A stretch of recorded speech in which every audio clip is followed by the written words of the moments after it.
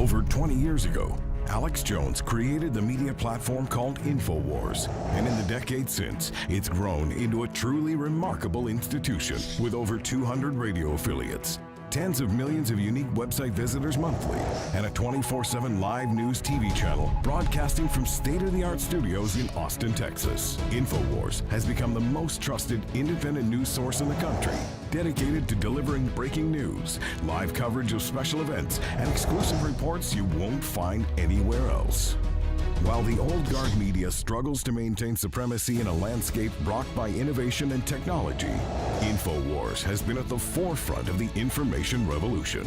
From 8 million radio listeners, over 2 million YouTube subscribers, or the billions of views of our online content, InfoWars proves dominant in every facet of media we enter.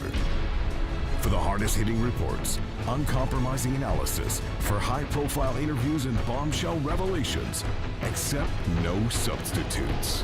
Demand truth. Demand InfoWars. InfoWars. Tomorrow's news today. Well, Trump continues to deliver on his promise to expose the tyrannical, authoritarian EU, to show how it's the new Soviet Union and all of its activities, and to expose how Germany more and more is the lapdog of Russian energy, getting 70% of its natural gas, that its main energy source for heating and cooling homes, comes from Russia. Trump also is exposing the fact that we are the largest contributor to NATO, and that NATO is involved in a lot of anti-American activities, a lot of globalist activities, a lot of attempts to destabilize the region and to bring in Islamists as well. So it's quite a time to be alive to witness President Trump in their face.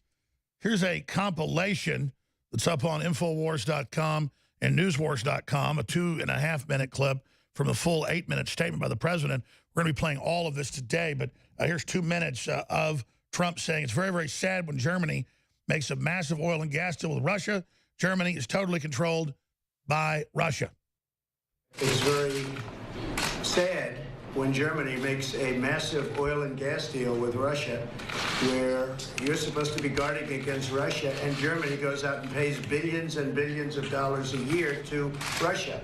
So we're protecting Germany, we're protecting France, we're protecting all of these countries, and then numerous of the countries go out and make a pipeline deal with Russia, where they're paying billions of dollars into the coffers of Russia. So we're supposed to protect you against Russia, but they're paying billions of dollars to Russia, and I think that's very inappropriate. And the former chancellor of Germany is the head of the pipeline company that's supplying the gas. Ultimately, Germany will have almost 70% of their country controlled by Russia with natural gas. So you tell me, is that appropriate? I mean, I've been complaining about this from the time I got in. It should have never been allowed to have happened. But Germany is totally controlled by Russia because they were getting from 60 to 70% of their energy from Russia and a new pipeline. And you tell me if that's appropriate, because I think it's not. And I think it's a very bad thing for NATO, and I don't think it should have happened. And I think we have to talk to Germany about it. On top of that, Germany is just paying a little bit over 1%, whereas the United States, in actual numbers, is paying 4.2% of a much larger GDP. So I think that's inappropriate also. You know, we're protecting Germany, we're protecting France, we're protecting everybody, and yet we're paying a lot of money to protect. Now, this has been going on for decades. This has been brought up by other presidents, but other presidents never did anything about it because I don't think they understood it or they just didn't want to get involved. But I have to bring it up because I think it's very unfair to our country. It's very unfair to our taxpayer. And I think that these countries have to step it up, not over a 10-year period. They have to step it up immediately. Germany is a rich country. They talk about they're going to increase it a tiny bit by 2030. Well, they could increase it immediately tomorrow and have no problem. I don't think it's fair to the United States. So we're going to have to do something because we're not going to put up with it. We can't put up with it, and it's inappropriate. Trump is representing America like he's for the United States. And these countries are incredibly rich. They're incredibly authoritarian. And people like Juncker, who's unelected and heads up the EU, basically owns Luxembourg. His family was the richest Nazi family in Germany. They made around half the money off the war and got to keep all of it. Now, we're going to go to break here. When we come back, we're going to air more of the historic things he's saying and get into so much more as the Democrats try to break our border, as Page and others refuse to testify to Congress. We're broadcasting worldwide on this historic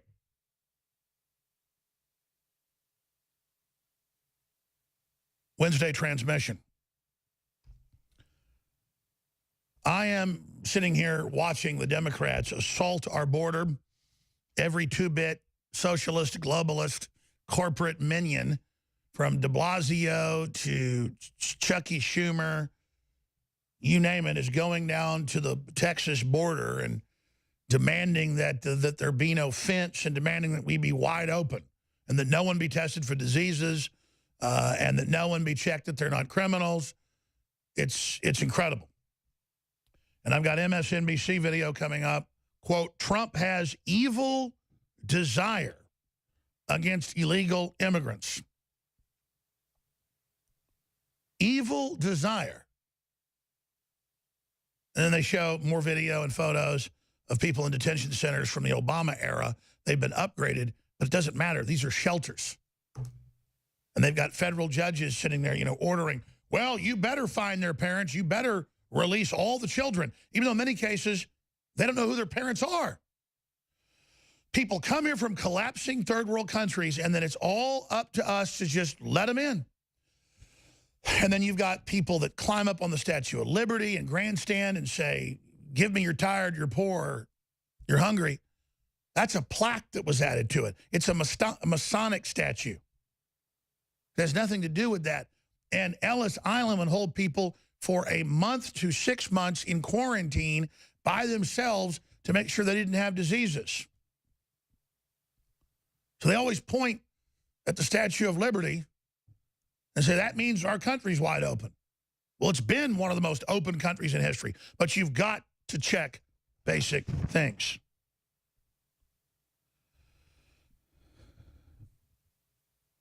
Trump has fulfilled what he said he would do again. NATO, the EU, all of it is designed to have the taxpayers of nation states pay for it, and then it's there to basically give diplomatic immunity and tax exemption to the Fortune 100 corporations. And Trump is going in there, whether it's the Trans-Pacific Partnership or whether it's NAFTA and GATT, he's killing it, he's pulling out of it. And he's saying, we're not going to contribute half the money to NATO. We're not going to contribute half the money to the UN. We're not going to have the UN Human Rights Board set up a decade ago, chaired by Saudi Arabia and Communist China, who are the most abusive countries you could imagine, other than maybe North Korea. But certainly the scales are much larger because they're more populated. We're not going to do it anymore. Again, 280% tariff on all of our dairy. Going into Canada, we have a 0% tariff. How is that fair? It's not. We're being raped. So coming up, I'm going to air a powerful 8 minutes of the president speaking to the heads of NATO, to Merkel and others, just throwing down the gauntlet and then saying, and by the way, you've been running your mouth over here at NATO that I'm pro-Russia when we've increased our troops on the border with Poland and Ukraine and done all this. And when I've done energy deals in the U.S.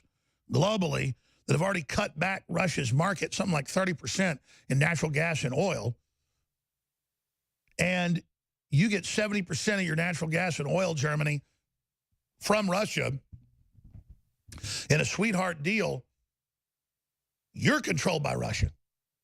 Because it is the EU bureaucrats, it is Merkel that jumps on board with the Russia narrative and says if you're a nationalist in Germany, a nationalist in Greece, a nationalist in Spain or France, Le Pen's a Russian agent, Trump's a Russian agent, I'm a Russian agent. Meanwhile, Trump has been very aggressively, economically, putting sanctions on Russia that I think are unfounded, but also economically cutting better deals that do help the American consumer and American corporations and companies. So the claim that he is soft on Russia is just asinine. No one has been tougher on Russia since the days of Ronald Reagan. That's a fact. But this litmus test that everybody's got to be mean to Russia or there's somehow a Russian agent is just stupid. And you watch, he'll be meeting with Putin coming up now here in a few days. It's going to be in Europe 9 days. He's going to be meeting with Putin, and you watch, you'll see a deal come out of that because Russia has got 3 times the geography of the U.S. It's got more minerals and more assets in the ground than Africa. Russia is the richest piece of real estate in the world, just by its geographic largesse. But U.S. corporations need to go into Russia. We need to deal with Russia. Russia is Christianizing, Westernizing. It's the EU that's unelected and tyrannical. It's the real problem. It's linked up with the Chi-Coms and Hollywood and the big banks. And it's all part of that Bilderberg Europe/Anglo-American establishment combine that Carol Quigley and Zbigniew Brzezinski all wrote about. I mean, they write about them in all the white papers. And then I read the white papers and know how the world works. And for decades, I'm on air, and they're telling you Bilderberg doesn't exist. Jones is completely insane. There's no plan for a Chinese century. There's no plan for this and that. Now it's all admitted, and the real discussions are out in the open. So Trump blasted him before he went. He blasted him when he got there because it's the truth. And the days of us being told at the end of World War II that, well, we're the global power, so we've got to hand it over to these bureaucracies and these corporations and then become subservient to a world government we build, not going to happen. And they go, oh, he's destroying the world order. Now, I want to first air as we go to break this powerful montage that Darren McBreen put together that needs to go viral. I mean, it's gone viral on Facebook and YouTube, but it needs to be seen by millions. It's only been seen by about 500,000. Watch the left killing babies is the name of the video. Watch the left celebrate the killing of babies when they talk about how much they love these kids and, you know, say release all the kids out of these emergency centers. Remember what they really think. Here it is. So tonight, in honor of America, I'd like to do a salute to abortion in the break's 10th annual Salute to Abortion. Get out of my behind. Get out of my vagina. Get out. Fertilized egg is a human being. Yeah. Fertilized egg is a human being. That's not a child. That is a lump of cells that is yet to be born. That is not what a fetus looks like, okay? It's a clip of cells at 12 weeks. You think that it is the white man's duty to fix everybody's problems, right? Because you adopt. How many did I adopt? I kill my kids. Don't knock it till you try it. And when you do try it, really knock it. You know, you got to get that baby out of there. You've got Amazing Grace being sung. I don't know if AM radio picks it up, but they're saying, Hail Satan. And the news confirmed. That's what they're saying. There she is, Hail Satan, sticks her tongue out. Lord, tonight, we're not pointing fingers at these kids. We say, Lord, we are the men.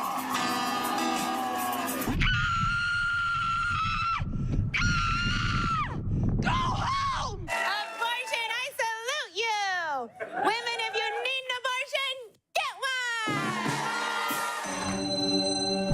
one! Sarah, I'm Jesus Christ. But fertilized eggs aren't people. People are people. And I was like, thank you. Fertilized egg is a human being. You're a piece of Go home, pack up your shit. We don't need that bullshit here. Ma'am. We do not. We already have enough going on. I'm a woman of this world. You're women of this world. You have no place to say goddamn shit about nothing. Go the home. Go They're the being murdered down the street, ma'am. Whatever. I need to speak up for them. Dipshit. And get that camera out of my face. Go home. Go home. Go home. Go home. So what happens with this racist veil that doesn't stand for women's rights? Go home. Go home. Go home. No uterus, no right to talk about it. Understand me, motherfucker? Go home. God bless abortions and God bless America. Pure evil. They love death. They absolutely love evil. They're like their father. We'll be back. Stay with us. Yeah, it's called nationalism. It's called free market. It's called Donald Trump. It's called the info war. That's how we get out of here. We have a private corporate world government that thinks it's God that is using high-tech weaponized propaganda through Hollywood and the media to brainwash and dumb down the general population while turning us against each other, while weaponizing giant third world populations and pointing them at the West in an attempt to bankrupt civilization. This is an attack on civilization because the globalists are a breakaway civilization that are tax exempt, that are waging war against the old civilization and are extracting its wealth, its ideas, its resources into the new corporate reservations for the elite, the so-called elite, while then reducing us all down to the status of chattel serfs. And that is the admitted world government plan. It is 1,000% evil and out of control, and it is being rejected because it has been exposed. And the founder of UKIP, the man behind Brexit, Nigel Farage, has just recently spoken. The full speech is up on Infowars.com. I suggest that you share it because it's powerful. He lays it all out, and he makes the point that most NATO members are freeloading off of American taxpayers, that they are cheating and not following the agreements. That's the thing about China and the WTO and NAFTA and GATT in Mexico. They don't even follow the agreements that are there that are still one-sided. The UK pays its share. The US pays its share. No one else pays its share in NATO. They freeload off of it. And it's coming to an end. And they go, oh, you're pro-Russia. You want us to pay for NATO. What does that have to do with it? Trump's like, Merkel, you get 70% of your energy from Russia. You signed a big deal with them. By the way, I don't think that's bad. I think it's fine to buy energy from Russia. I don't want to encircle Russia. But economically, we should compete with Russia. Now, there's the tweet from the president. The United States is spending far more on NATO than any other country. This is not fair, nor is it acceptable. While these countries have been increasing their contributions since they took office, $14 billion, I would add, they must do much more. Germany is at 1%. The U.S. is at 4%. And NATO benefits. Okay, let's go ahead and go to Nigel Farage breaking it down. Why do you think the president is right to be tough on this issue? Well, the president's not being tough on the issue. The president is merely quoting the rules of the club. To be part of NATO, you've got to spend 2% of your GDP on defence.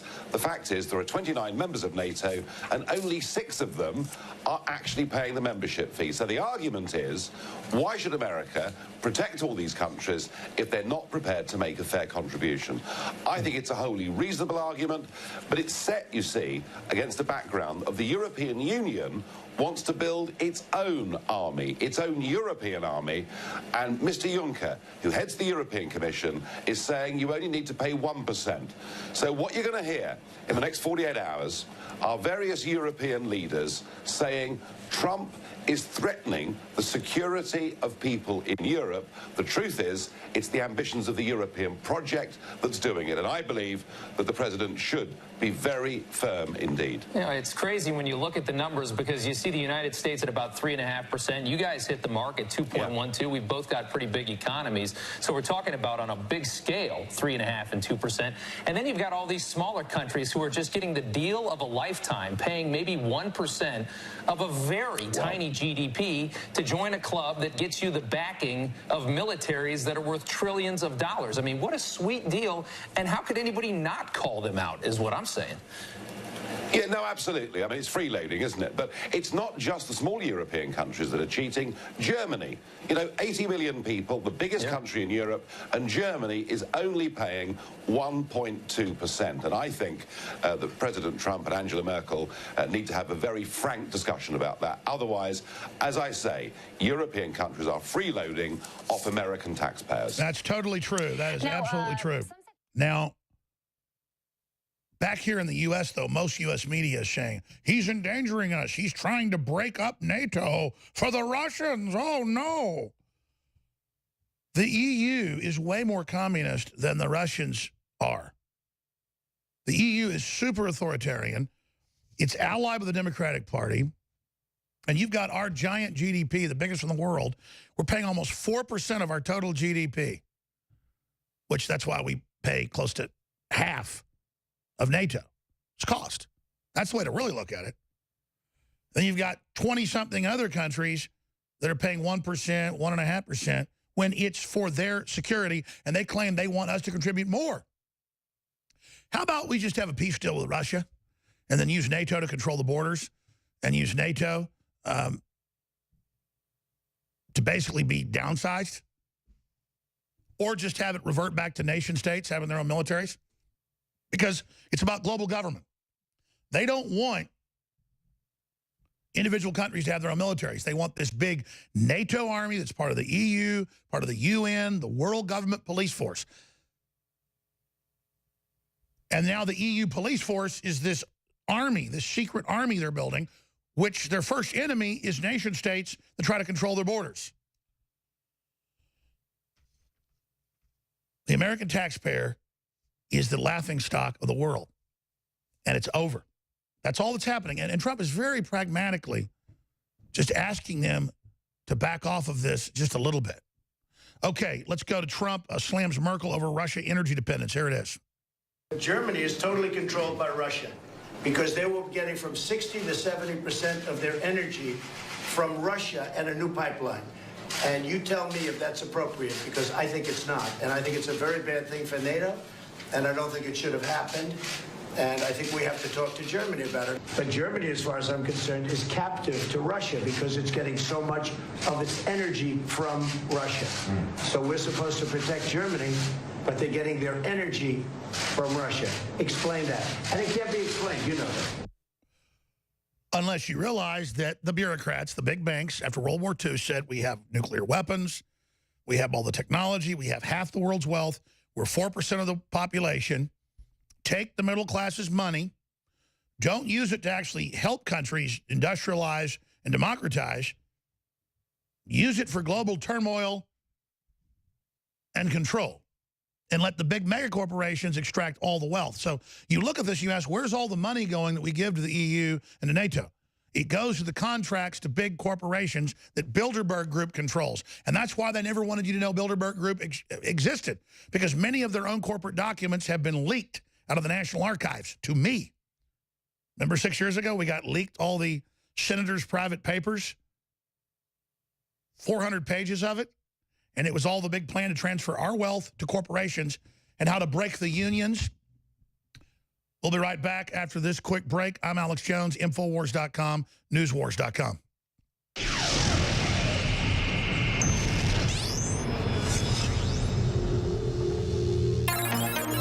If you are receiving this transmission, you are the resistance.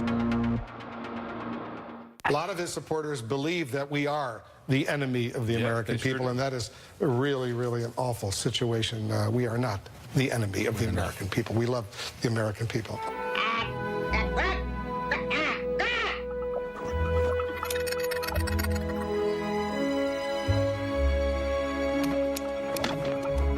We are not the enemy of the American people. We love the American people. We love the American people. We love the American people. They came in peace.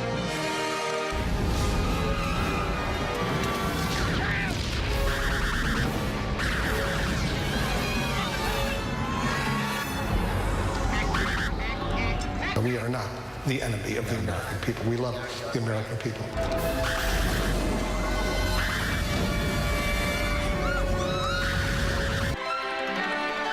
This is CNN. If you are receiving this transmission, you are the resistance. Alex Jones here, back live on this Wednesday Global Edition. We've got a ton of other news I haven't gotten to yet.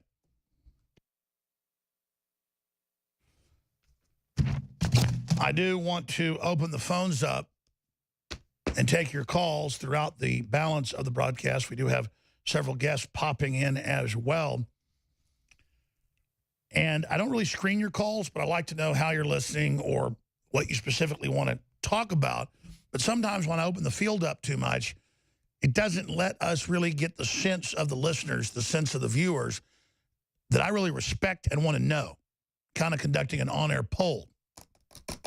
I've been accused by some people, as I've seen it out there on Infowars.com and Newswars.com, and some of the comments of being a sellout because I'm not more angry at Trump for his second Supreme Court nominee, Brett Kavanaugh.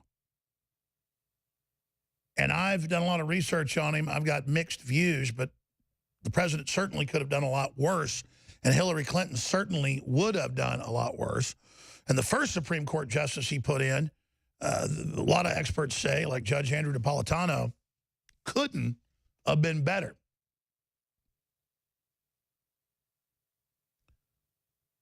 But that said, look at everything else Trump's doing on hundreds and hundreds and hundreds of billions, and well, now trillions of new investment in the U.S., on wages skyrocketing, on jobless claims being record low, on optimism, on border control, on killing the TPP that was the jewel in the crown of world government, of exposing the authoritarian European Union. The list goes on and on. So my question to listeners is, in general, we expect instant gratification to turn things around against global government. But Trump is as close to instant gratification as you're going to get. He's clearly for real. He's clearly pragmatic and isn't out to get America. He clearly wants a stable, free planet. And compared to the arrogant, wild, Ivy League, control freak technocrats that have been running things for 50, 60 years, he is a breath of fresh air for like a diver who's been down 100 feet and barely makes it to the surface. I'm just gasping in not even satisfaction, not even in vitriol against the Democrats and their constituents and all of their frothing and bullying and screeching and puling and scratching and biting. It's just such a dichotomy that at a gut level, at a level in my chest, actually, in my heart, I just feel thankful to God for the reprieve that we've seen so far. And it makes the victories we've had, hard fought and hard won, that much more special, and makes me love this country and love humanity and love this planet and love all of you that love freedom and love justice. It just makes it that much more special, this great human adventure that we've been on together, going back to the beginning of humankind. We are living in an epic time, an epic struggle. And they are targeting those of us that are on the front line viciously in all sorts of horrible ways. But it actually doesn't hurt me and doesn't make me depressed. It just reminds me how bad our enemies are and that we've been on the right track and that, quite frankly, we weren't strong enough in our condemnation of these people. But I don't screen your calls. You can agree, you can disagree. You know, sometimes we only open the phones up for people that disagree. So let's do that for the first 15 calls or so. And then that'll take us well into the next hour. The phones are only open, and I don't want tongue-in-cheek sarcasm, please, because we get a lot of that when I do this every once in a while. I want to open up the phones only. So don't call in till later if you agree or have a side point. If you disagree with me about Trump being good and about Trump being real, and if you disagree on anything we've talked about and you want to call me out, I think it's important to hear from you. I want to hear from Hillary supporters. I want to hear from some of the holier-than-thou conservatives that, because Trump's had a big tent, you think he's a bad guy. I really want to hear from you and hear how you're not thinking you're lucky stars that not just here but all over the world, nationalist, populist, free market candidates are winning and in the lead in major elections coming up. And with it, like oxygen coming back into the room, we see prosperity returning. And it doesn't mean we don't have giant problems of screen sickness from the TV screens and the smartphones. It doesn't mean we don't have 5G coming in and GMO and companies trying to force inoculate and all the targeting of children and the brainwashing. We're in trouble. But we're starting to struggle back against the very global government structures and their propaganda arms that are carrying out the brainwashing. So that's where I come to you from. And I'm just very, very thankful. And I ask the question, am I wrong to be thankful? The toll-free number to join us is 877-789-ALEX. Callers that disagree first, I want to give you the floor. 877-789-2539. Frank hasn't called in since we made a fun ad with him. Frank always disagrees. Maybe Frank will call in. Need your help, Frank. 877-789-2539 is the number. 877-789-ALEX. Now, that said, I told you the 4th of July special was going to have to end yesterday. And I got here early, and we had some other issues to take care of, and I did not shoot the ads for several new products that are not even on the shopping cart yet. Oh, they're there now. Wow. But I'm not even ready to launch the new products and the new official app that works a lot better than the last one. It's really great, and it's free. But it's all at Infowars.com/app, the new free app that's amazing, or Infowars.com. You can just go there. You'll see a banner there soon. But we are extending the July 4th, Second American Revolution Week sales one more day just because, again, I need to cut an ad for our new product that's amazing. And I need to cut an ad for the new app that's even more amazing. Has push notifications, live video feeds, a whole bunch of audio feeds, everything listed, the podcast all listed. It's got the thing where you can turn off the video and just listen to the audio. It's got a lot of functions people ask for, and it's absolutely free. It's the InfoWars official app for Android and for Apple systems, the iPhone systems. And you know, we're the tip of the spear. We're the group that's demonized. We're the group they're trying to suppress. We're the group they're trying to shut down because they want to beta test on InfoWars for everybody else. So when you download the app, when you share the app, when you tell friends and family about the free app, that's a great way to get them to find the show and to not be censored like YouTube and many others do to us now in Facebook. So this is something you can share the link to, Infowars.com/app. Stay with us.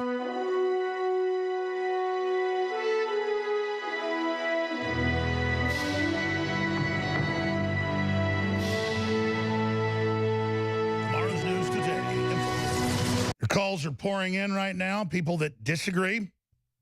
Every time I do this, we get some sarcastic jokers calling in. But we also get some serious people, and it's always really sad to hear how misinformed they are, but it's also quite illuminating. But there's always people that are holier than thou, who say Trump isn't doing enough, or I'm not doing enough, or we're really the establishment. I'm not trying to become an establishment. I'm trying to turn humanity loose and free. I don't want to be in New York or LA and be part of the in crowd. I don't go to award ceremonies. I'm trying to build something new, like our forebears did when they went across the sea, trying to find a new world to carry out their own religious freedom. And I see it as success when we begin to co-opt the establishment itself and turn it against itself, and then to see America come back to life in just a year and a half, that's a really positive thing. I mean, you can't look at what Trump's doing policy-wise and not be pleased. 95%, the very best policies you could have for a free and wealthy and successful country and planet. I can't believe he's at about 95% in my estimation. I mean, he's not a dictator. And a dictator, you know, can't get stuff done either. And the way he is nuancing this, the way he is carrying all this out is devastating the globalists. Oh, they have blimps where he's a fat baby in a diaper. And they've got all the countless TV shows saying he's an idiot and he's a buffoon or he's evil or he's a mastermind. But if he's such an idiot, how is he beating all of the establishment? Well, the truth is, it's the establishment that are the great-grandchildren of corrupt robber barons that took over. And so they didn't even do the stealing themselves. And you are a bunch of back-scratching, back-slapping nobodies. You're just establishment lackeys who have created incredible entropy, incredible stagnation. What is a swamp? It's stagnant. It's rotting. It's stinking. It's fetid. There isn't a lot of life in it. And what's happened since Trump came in? How do you clean out a swamp? You hit it with a hurricane. And boy, is it messy, but you better believe all the frothing and screaming and threatening and chirping that you hear out of the Democratic establishment, the Republican establishment, is their death throes as they circle the drain of oblivion. But just removing one group of corrupt individuals that sold the nation out and parlayed it into great wealth for themselves and told themselves what geniuses they were, selling off the most wealthy country in the world. We have to be moral ourselves, and we have to move forward, and we have to build a better world.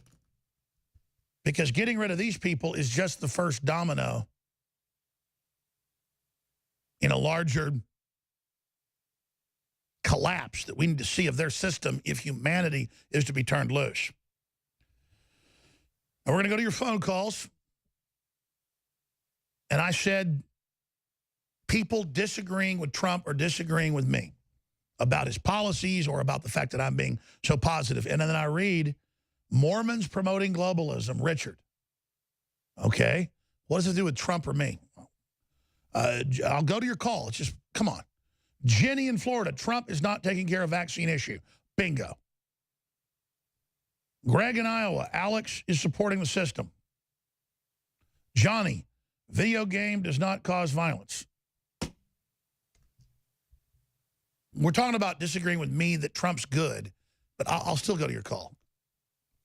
Charlie in Chicago, not a fan of Kavanaugh. I'm not really a fan of Kavanaugh either. What I'm saying is Trump needs to get someone nominated, and Kavanaugh is way better than anybody Hillary Clinton would have had. And so I'm trusting Trump because I've seen him deliver over and over again when I thought he was wrong. Now, if I start seeing him deviate from that and not crushing globalism and not returning the republic, then I will say, okay, you know, Trump's starting to roll over on us. But we're going to go to your calls. Let's go to Greg first because he says, I am supporting the system. I want to explain something. The system, there's a lot of corrupt, bad stuff in our system that's become anti-American. And Trump's simply trying to secure the executive branch, stabilize the economy, and then get America better deals and get Americans back to work. The system is Hollywood and the mainstream media and the big banks, and all of them are against Trump. The big banks gave zero money to Trump. Look it up. So I'm already arguing with you before I've gone to you. It's just, it's like people saying, oh, Jones, I bet you work for the CIA, because that's just one agency they can name of 18 different agencies. And I'm like, I've never worked for any agency. I'm proud of the fact that I'm original Americana and that I helped reboot with our listeners Americana and the Republic. So it's true that the president listens to me a lot. It's true that I've launched a lot of ideas to the campaign. It's true that the patriots that are in agencies listen to me.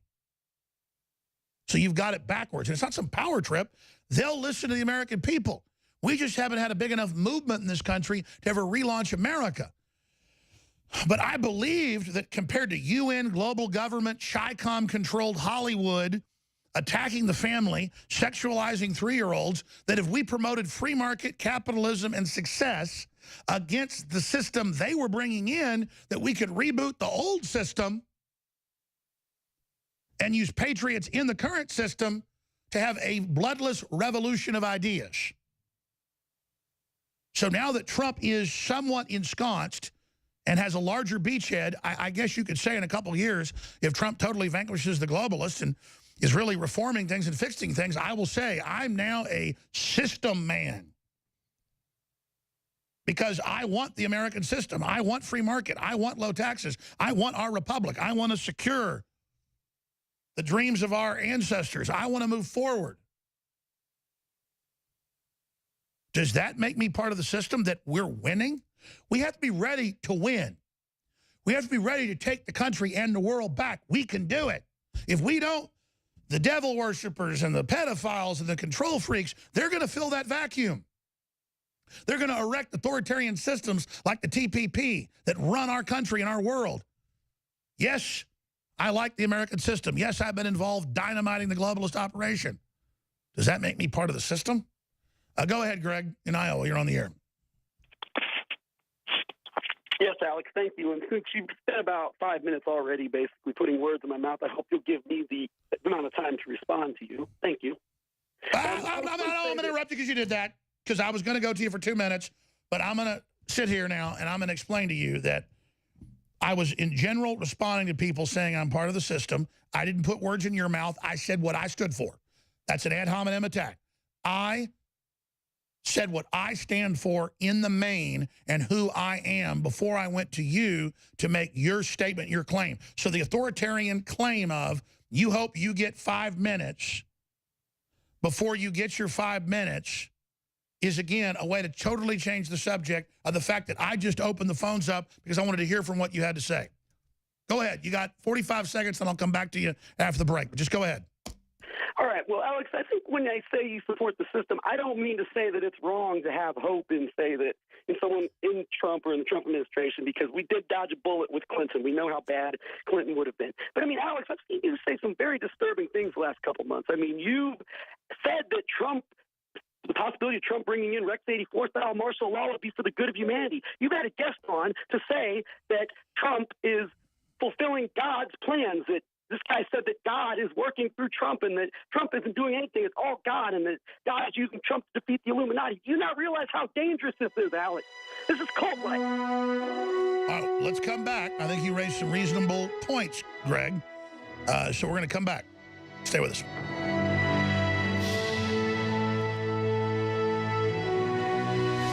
Okay, so Greg in Iowa called in, and I've got the phones open for people that disagree with things I've said or things that Trump's doing, or, I mean, in general, that think that, you know, Trump's not as good as folks think. So I think it's important to look at both sides of this. When I go on air and I have a understanding or an epiphany, I just tell the truth. And the caller moved real fast with Rex 84, which to a great extent I popularized. And then pastors and people saying God's working through Trump.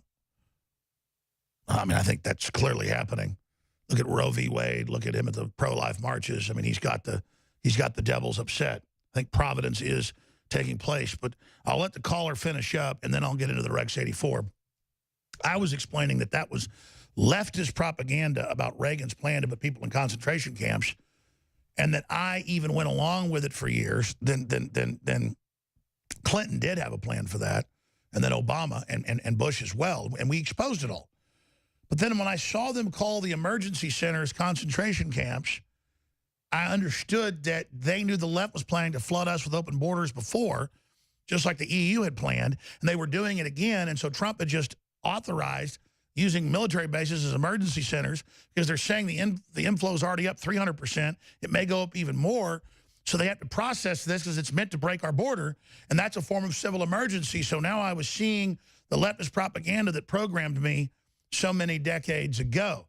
So I was not endorsing the leftist version of martial law or Rex 84, but the civil emergency to stop the collapse of the border, just like Austria and Hungary and others are now mobilizing their military and declaring an emergency because there's a record influx of another 10 million men, just like they already got hit by 10 million men, Islamicists, And so, yes, that's what you have civil emergencies for, is the border, or for plagues, or things like that. Not the leftist martial law of arresting conservatives or silencing people's free speech. I'd be 100% against that. So that's, I wanted to just answer that one little smidgen of what you said. Go ahead.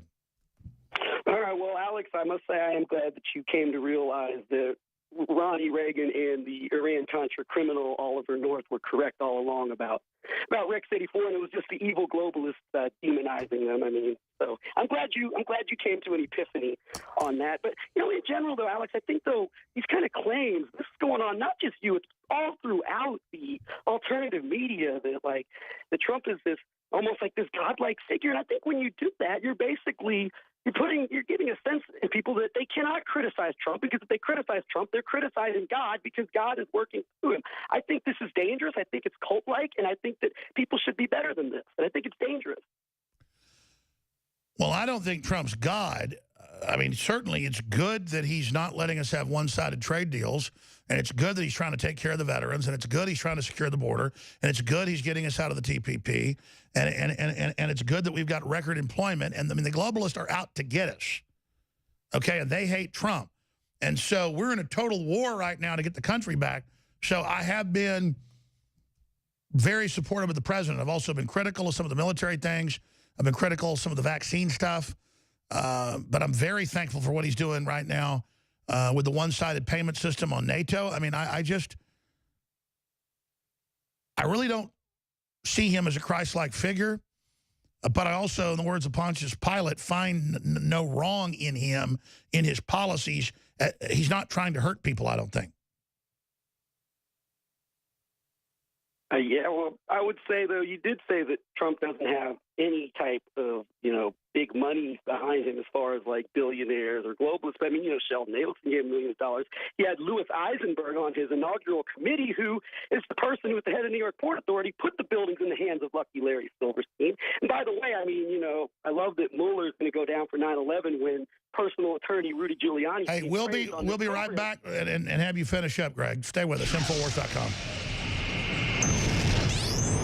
Tomorrow's news today. Have you spread the links today? If you are receiving this transmission, you are the resistance.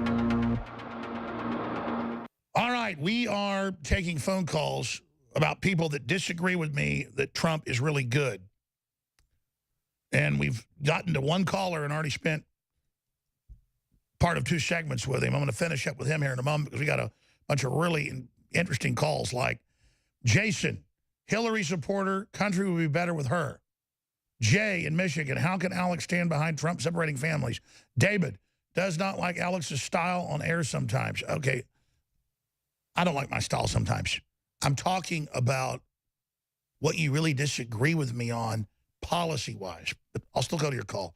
Johnny in Dallas, video games do not cause violence. Well, I'm going to debate that with you.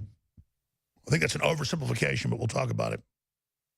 Greg in Iowa, Alex is supporting the system. That's what we're talking to now. Jenny says Trump is not taking care of vaccine issue. That's the big one right there. That's the bingo. That and keeping Afghanistan war going. I mean, I want to hold Trump's feet to the fire. Richard in Arizona, Mormons promoting globalism. We'll go to him. Larry, Trump policies on pain medication, a crisis for Americans. So we'll hear people's beefs with Trump. Because I spent much of the first hour, the great job he's doing exposing NATO, how the U.S. pays roughly half of it, how Merkel is becoming a tool of Russia, while saying that Trump's some type of operative of Russia. I mean, really a lot of fireworks, a lot of clips. DOJ attorney Lisa Page refuses to testify to Congress. A lot of experts say she's got something to hide. Well, of course she's got something to hide. She's been caught red-handed, rigging everything. MSNBC says Trump has evil desire against illegal immigrants. Unbelievable. African migrants threaten to kill Italian cargo vessel crew who rescues them. That's up on Infowars.com. Sweden cuts welfare to pay for migrants. That's Voice of Europe up on Infowars.com. Deadly parasite worm coming to Europe due to third world migration. Unmasking Antifa Act in House proposes 15-year prison term for wearing a mask and committing a crime. Well, yeah. So we're going to be getting to that and so much more. But going back to the caller, if you just joined us. He's kind of rapid fire making accusations and moving on. Trump owns or has his name on or has businesses in something like 500 buildings, a couple hundred big skyscrapers. And, yeah, we all know he's from New York City. And we know that he went on local Fox television and CNN, we have the clips, and said that he thought there were bombs in the buildings and that it should be investigated, and that he went in those buildings with his engineer, and that they believe the World Trade Centers were blown up. Now, is that the guy who's involved in 9/11? The answer is no. And there's no evidence Donald Trump's involved in 9/11. He did expose Jeb Bush and say it happened on your brother's watch, and he's trying to move forward with lawsuits exposing the Saudi connection, which then goes back to the 28 pages and the fact that they were working with the Clintons and the Bushes and that it was an inside job. They had bombs inside Building 7. I'm the guy that popularized all that, but then the media misrepresented what I said about it all. So here's the deal. There is a concerted, massive assault against Trump. If you go to the campaign finance rules, I'm not talking about fellow hotel and casino owners, giving him $100 million. Everybody knows about that. I'm not talking about that. I'm saying 99% of the big bank contributions went to Hillary Clinton, less than 1% to Trump. And when they found out some of the employees at Goldman Sachs were giving him donations, they put a memo out saying, "You will be fired."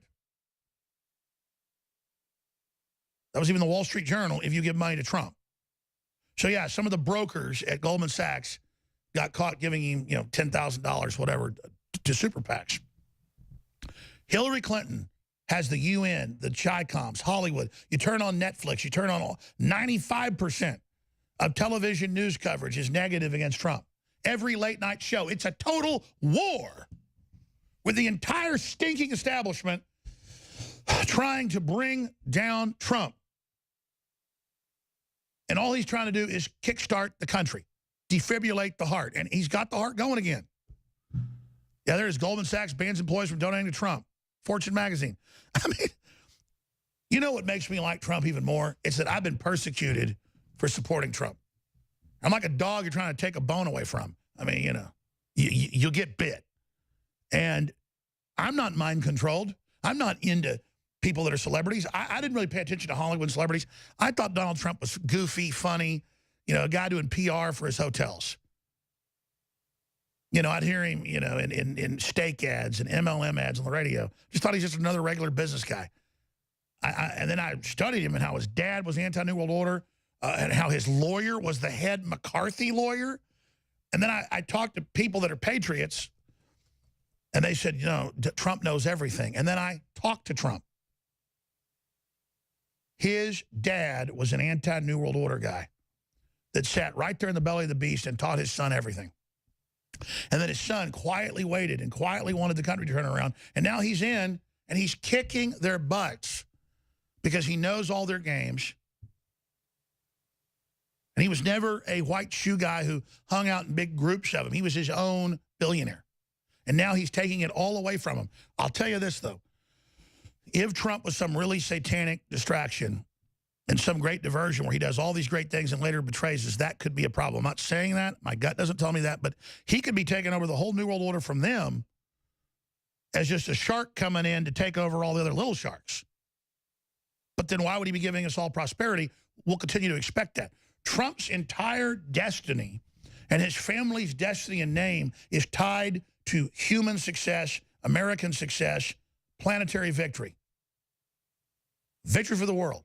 And he's doing exactly what you do if you were trying to unravel the globalist plan for deindustrialization and ongoing crises and conflict. And he's done an incredible job taming the tiger and getting as much out of the system as he's done. So I'm just saying, my God, I'm glad Hillary's not in. You got 2 minutes to finish up. Go ahead.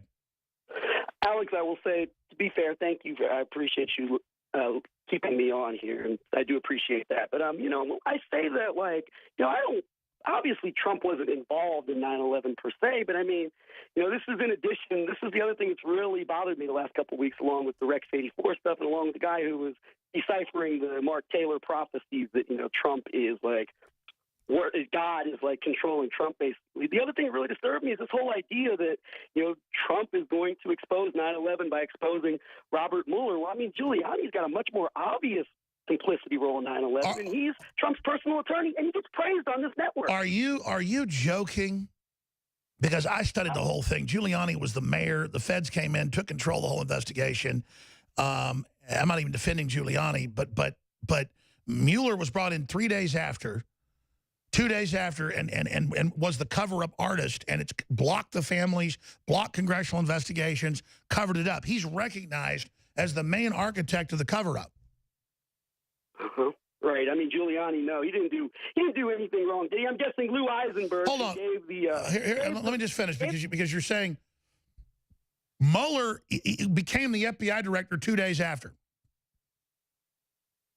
Anything wrong. You don't want to talk about Israel. You don't want to talk about the United States and Saudi Arabia and radical Islam. Okay, you just yelled that so fast. What'd you say? I said you don't want to talk about these things because it implicates Israel. It doesn't implicate Saudi Arabia. It doesn't implicate the United States. It doesn't implicate radical Islam. And that is your Achilles heel, Alex, as my co-host Jeremy Ross Trussell pointed out a year and a half ago when he called into this show. All right. Well, I'm glad you called in, and I'm glad you got the attention you wanted. I really wanted to have a real debate with you. That's why I did it. It's interesting. And it wakes me up. So thanks for calling into the show. Everybody's better than me. Everybody says what evil group it is. And, you know, it's this group, it's that group. And everybody, it's the Catholics, it's the Jews, it's this group, that group.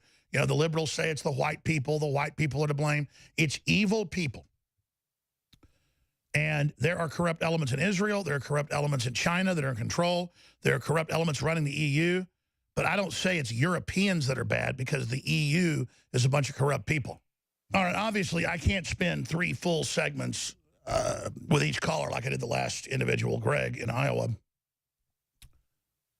who you could hear had palpable hatred for me at the end of the call. Because he's the good guy. He knows it's all Israel. Israel's one monolithic problem. If Israel wasn't there, everything would be fine.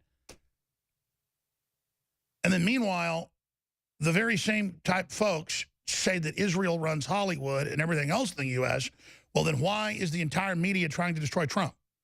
The truth is, there's very diverse ideas and groups in Judaism and Orthodox Jews and leftists and Zionists and all of it. And the truth is, Trump is pro-Israel. And I'm not against Israel. But it becomes a football issue where I'm not even thinking about Israel. It's just one more country. I don't want it blown off the map. If you turn it over to the Palestinians, they'd be killing each other forever. You know, none of the Arab countries take any of them in. But that's not an issue. A lot of them are refugees from other countries, but they don't take them in. Israel's got to take everybody in. Europe's got to take everybody in. The U.S. has to take everybody in, or we're Nazis. And then I'm just sitting thinking about Israel. They're assassinating their prime ministers. They're trying to indict Netanyahu, the leftist are. But people think there's like one monolithic thing. The power structure doesn't like Donald Trump. It's trying to remove him. No one can deny that. No one can deny that Georgetown, Vatican Run, is suing me, trying to shut me off the air. No one can deny that Soros is funding the Sandy Hook lawsuits. No one can deny that they're on TV, Hillary Clinton saying she wants me off the air. But it doesn't matter, see. If you're another talk show host, you just call in and say, you're bad, you're a sellout, you're a fraud, I'm the real McCoy, you are establishment. That dog doesn't hunt, that boat doesn't float, that kite don't fly. I am a pro-America, constitutionalist, free market Christian who believes in human destiny and freedom. I am not a tribalist. And I want to transcend all of this garbage and bring humanity together. But to do that, I have to expose that the left is cold-bloodedly creating culture war in the name of fighting racism and sexism to make more of it, to turn us into basket cases. And their own documents in WikiLeaks admit that. And the holier-than-thou anti-Israel brigades on the internet are just that. I could be talking about cooking recipes and they'll come on my YouTube videos and just say stuff about Israel all day. And it's like a dog barking. You ever stayed at somebody's house and their neighbor's got a dog that barks all night? And just... And it's like, sing a different song sometime, man. I'm worried about flesh-eating bacteria. I'm worried about a new superbug mysteriously out that sterilizes women. I'm worried about end-of-days type stuff. I'm worried about my children's future. I'm worried about a nuclear war getting triggered in North Korea. I want peace with Russia. So you got to get it straight. Am I a Russian agent, an Israeli agent, a Vatican agent, a Masonic agent? No. I'm a pragmatic human agent. So, yeah, let's hear from Hillary real quick. Go ahead. Let's hear from her.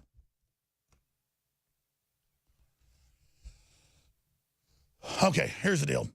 I'm going to go to all your calls now, and I got to get it for each person like 2 minutes to move on. But that guy was really, throwing out kind of one of the standard deals there. And he didn't argue the economy's turning around. He didn't argue that most of the establishment's against Trump. It was just, your Achilles heel is you won't talk about Israel. Won't talk about Israel? I'm tempted to go to Israel and just wallow in it. Oh, that'd really trigger folks. It's like when I saw a bunch of Orthodox Hasidic Jews out at the Republican inauguration of Trump, and they waved me over, and I just happily ran over and danced with them. And boy, the Nazis didn't even have anything to say. It's like they always want to say, Jones's wife has a big nose, so he's married to a Jew and all this other stuff. It's just total mental illness. Stormfront, all those things.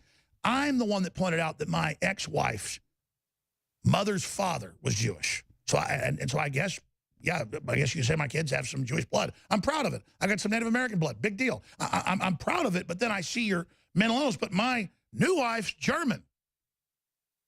75% German from Omaha, Nebraska, 25% Patty, Irish. So her Irish mixes a little bit of my Irish. I mean, it's just mental illness, ladies and gentlemen. But they're all over the place going, oh, look, she's got a big nose. You know, I like my wife's big nose. I've explained that. I don't like just women that look like Barbie dolls. And she's got a very noble, aquiline, beautiful nose. And she's incredibly gorgeous. And her body's amazing. And great. It makes you feel good to go, Jew, Jew, Jew, Jew, Jew. Fine. My wife's Jewish then. Of course, she's not. But if that helps you in your mental illness world, you know, where she's giving me the orders and all this other stuff, it's bizarre. It's weird. It's a cult. It's stupid.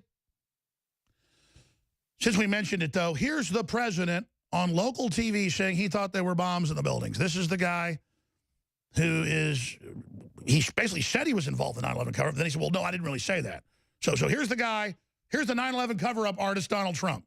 It was an architectural defect. You know, the World Trade Center was always known as a very, very strong building. Don't forget, that took a big bomb in the basement. Now, the basement is the most vulnerable place because that's your foundation. And it withstood that. And I got to see that area about 3 or 4 days after it took place because one of my structural engineers actually took me for a tour because he did the building. And I said, I can't believe it. The building was standing solid and half of the columns were blown out. I mean, so this was an unbelievably powerful building. If you know anything about structure, it was one of the first buildings that was built from the outside. The steel, the reason the World Trade Center had such narrow windows is that in between all the windows, you had the steel on the outside. So you had the steel on the outside of the building. That's why when I first looked, and you had big, heavy I-beams, when I first looked at it, I couldn't believe it because there was a hole in the steel. And this is steel that was, you remember the width of the windows in the World Trade Center, folks. I think, you know, if you were ever up there, they were quite narrow. And in between was this heavy steel. I said, how could a plane, even a 767 or 747, or whatever it might have been, how could it possibly go through the steel? I happen to think that they had not only a plane, but they had bombs that exploded almost simultaneously, because I just can't imagine anything being able to go through that wall. Most buildings are built with the steel is on the inside around the elevator shaft. This one was built from the outside, which is the strongest structure you can have, and it was almost just like a can of soup. You know, Donna, we were looking at pictures all morning long of that plane coming into building number 2, and when you see that approach the the far side, and then all of a sudden, within a matter of a millisecond, the explosion pops out the other side. Right.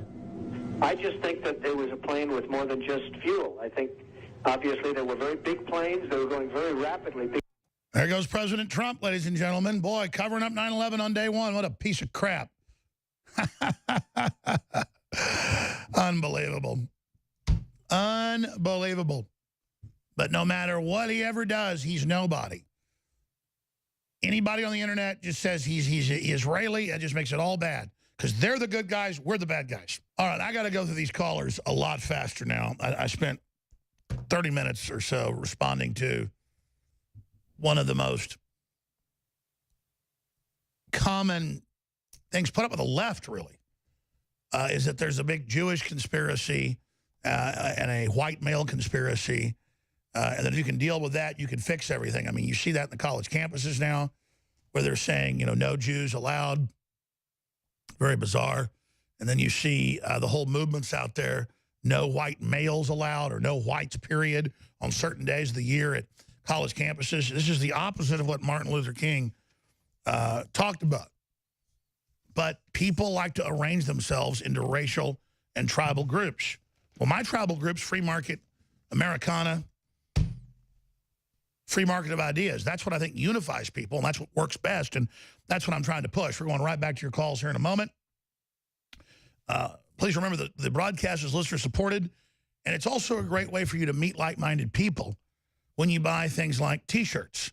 And last week, Walmart pulled off its shelves after boycotts a Impeach 45 shirt. And I said, why do that? I bet Walmart could sell on the end caps Re-elect 45 versus Impeach 45. Ours is much better looking, our own design, but it's still a baseball-style shirt. Ours says Re-elect 45 with the American flag at Infowars.com on the arm, and I am the resistance on the back. And the shirts are coming in tomorrow. They're made right here in Texas, printed right here in Texas. They're rush delivering them. They will be here tomorrow. They will be shipping out beginning on Friday. No reviews yet because it's been pre-ordered. But get your order in to get them first. And I suspected that this would be a bestseller, so we ordered quite a few of them. It's $19.95, Re-elect 45. And we also have Mean Like a Wolverine, which is a great design with Trump with mutton chops like the Wolverine. And it's just a great iconic image. You want to meet like-minded people? You want to spread the word? You want to exercise free speech? Infowarsstore.com. We got all the Trump gear, all the Infowars gear, all the Molon Labe gear. If you want to just meet like-minded people, wear Molon Labe. If you want to go out and engage, you know, the good, the bad, and the ugly, wear a Re-elect 45 shirt or an Infowars.com shirt. Now, again, later I'm going to open the phones up after I take this raft of calls for people that agree with Trump or, you know, are appreciative. And I mean, because we're pretty much getting instant gratification. It's almost surreal. And comparing Trump to Hillary, there's no comparison. I mean, the list of accomplishments is just stunning, and I'm just stunned by it. But I thought we'd hear from people that think that's wrong. And I see some calls here that bring up some pretty salient issues that I do have issues with Trump, like Jenny. James says, Alex flipped on Rex 84. It's a slippery slope, former cop. It's a little more nuanced than that. It's not like people found some secret thing I said. I said it on air. So I always see these clips. Look what we got him. We got him here. We found this. I actually went and read Rex 84. They've declassified all of it now, not just part of it. It was the Democrats in Congress saying, look, Ronald Reagan wants to put all the liberals in FEMA camps. And indeed, I found that there were emergency systems, and the Democrats were mainly planning the roundup of conservatives, libertarians. It was admitted by Clinton and then by Obama. I mean, that was mainstream news, so the media demonized me. But they would always focus on Rex 84. And then Rex 84 was if 20 million people came from Latin America, collapsing the Southwest, how would you keep it from going into anarchy? And you would put people at military bases until they could be processed or flown back. And because they learned the UN was already planning this to do to the EU. It took them decades to do it, but now they've done it with Muslims. So I was going, wow. I wonder if Reagan was ever briefed on that, because they claimed he didn't know about it, and then it was all the military that came up with the idea. But then I saw Trump openly saying, have the military prepare at least 3 military bases because these numbers are exponential. The UN's sending them in. Soros is sending them in to collapse us. The Democrats are trying to have insurrection. They're trying to have riots over this. What are we going to do?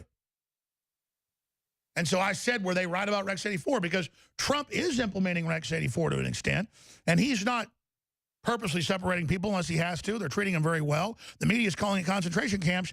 Did we all fall for that propaganda back in the 80s?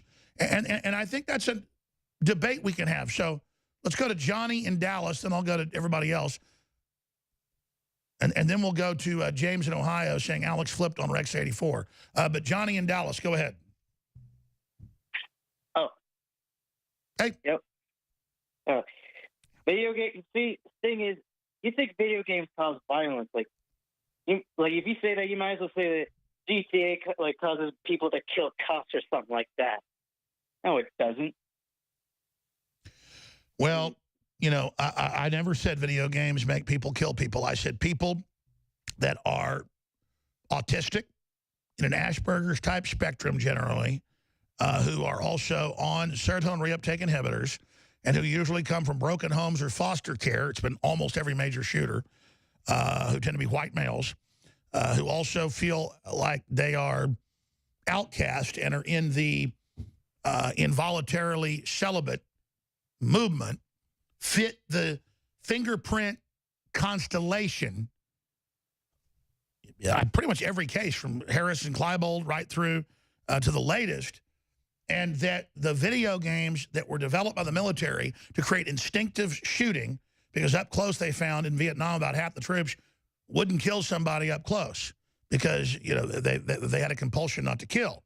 And so they would try to do training to make you instinctively kill. And so video games were first developed for instinctive killing. And so I was saying that you add that to someone who's already mentally ill and who is on a serotonin reuptake inhibitor and who is generally into Satanism, that's another thing they're always into, then that's what unlocks them and programs them. So the average person, no, it doesn't habitualize them to go out and carry out violence. But it, in all the major studies, is absolutely correlated to the type of personality that then takes it to the real level. I mean, does that give you an idea of what I'm saying? Like maybe you drive a race car game when you're 14, but finally you get a driver's license and do it for real? Yeah, but a lot of studies have said that video games actually don't have anything to do with violence.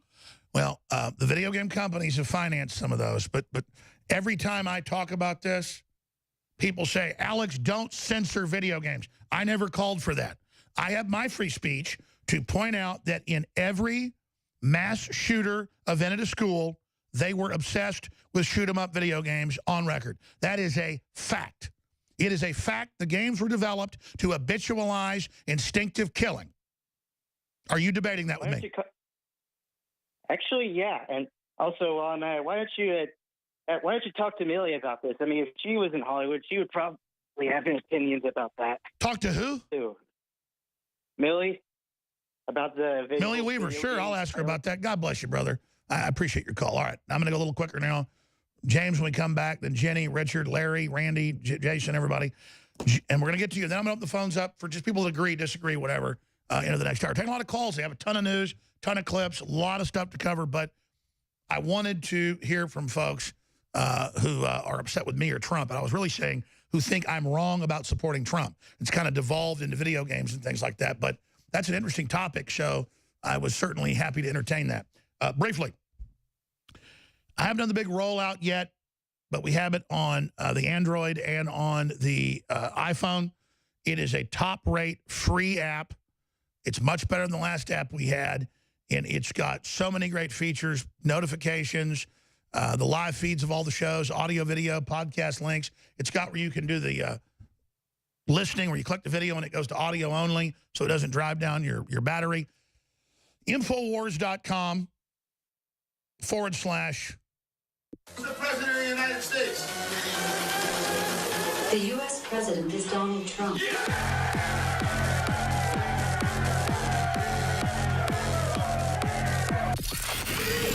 Infowars.com, tomorrow's news today. Get the new free app. You are the resistance. Get the new free app at Infowars.com/app. Well, coming up, Trump's going to be meeting with Putin. We're going to have live coverage of that. He's in Europe for another 7-8 days. The whole NATO summit is taking place. He goes over there and he says, the U.S. contributes half of the money. And you guys are buying 70% of your fuel from Russia and not even buying any of it from us. It's incredible that you just think we're here to be basically pissed on. But then I just saw this live shot a few minutes ago on Fox News of a woman floating around with 100 balloons in the air out of a cartoon. So from cartoons to reality, of your TV viewer, you can see the real circus going on there with the EU and NATO and the unelected bureaucracy that squeezes the taxpayers of Europe and that is trying to quarterback an Islamic invasion into the nation.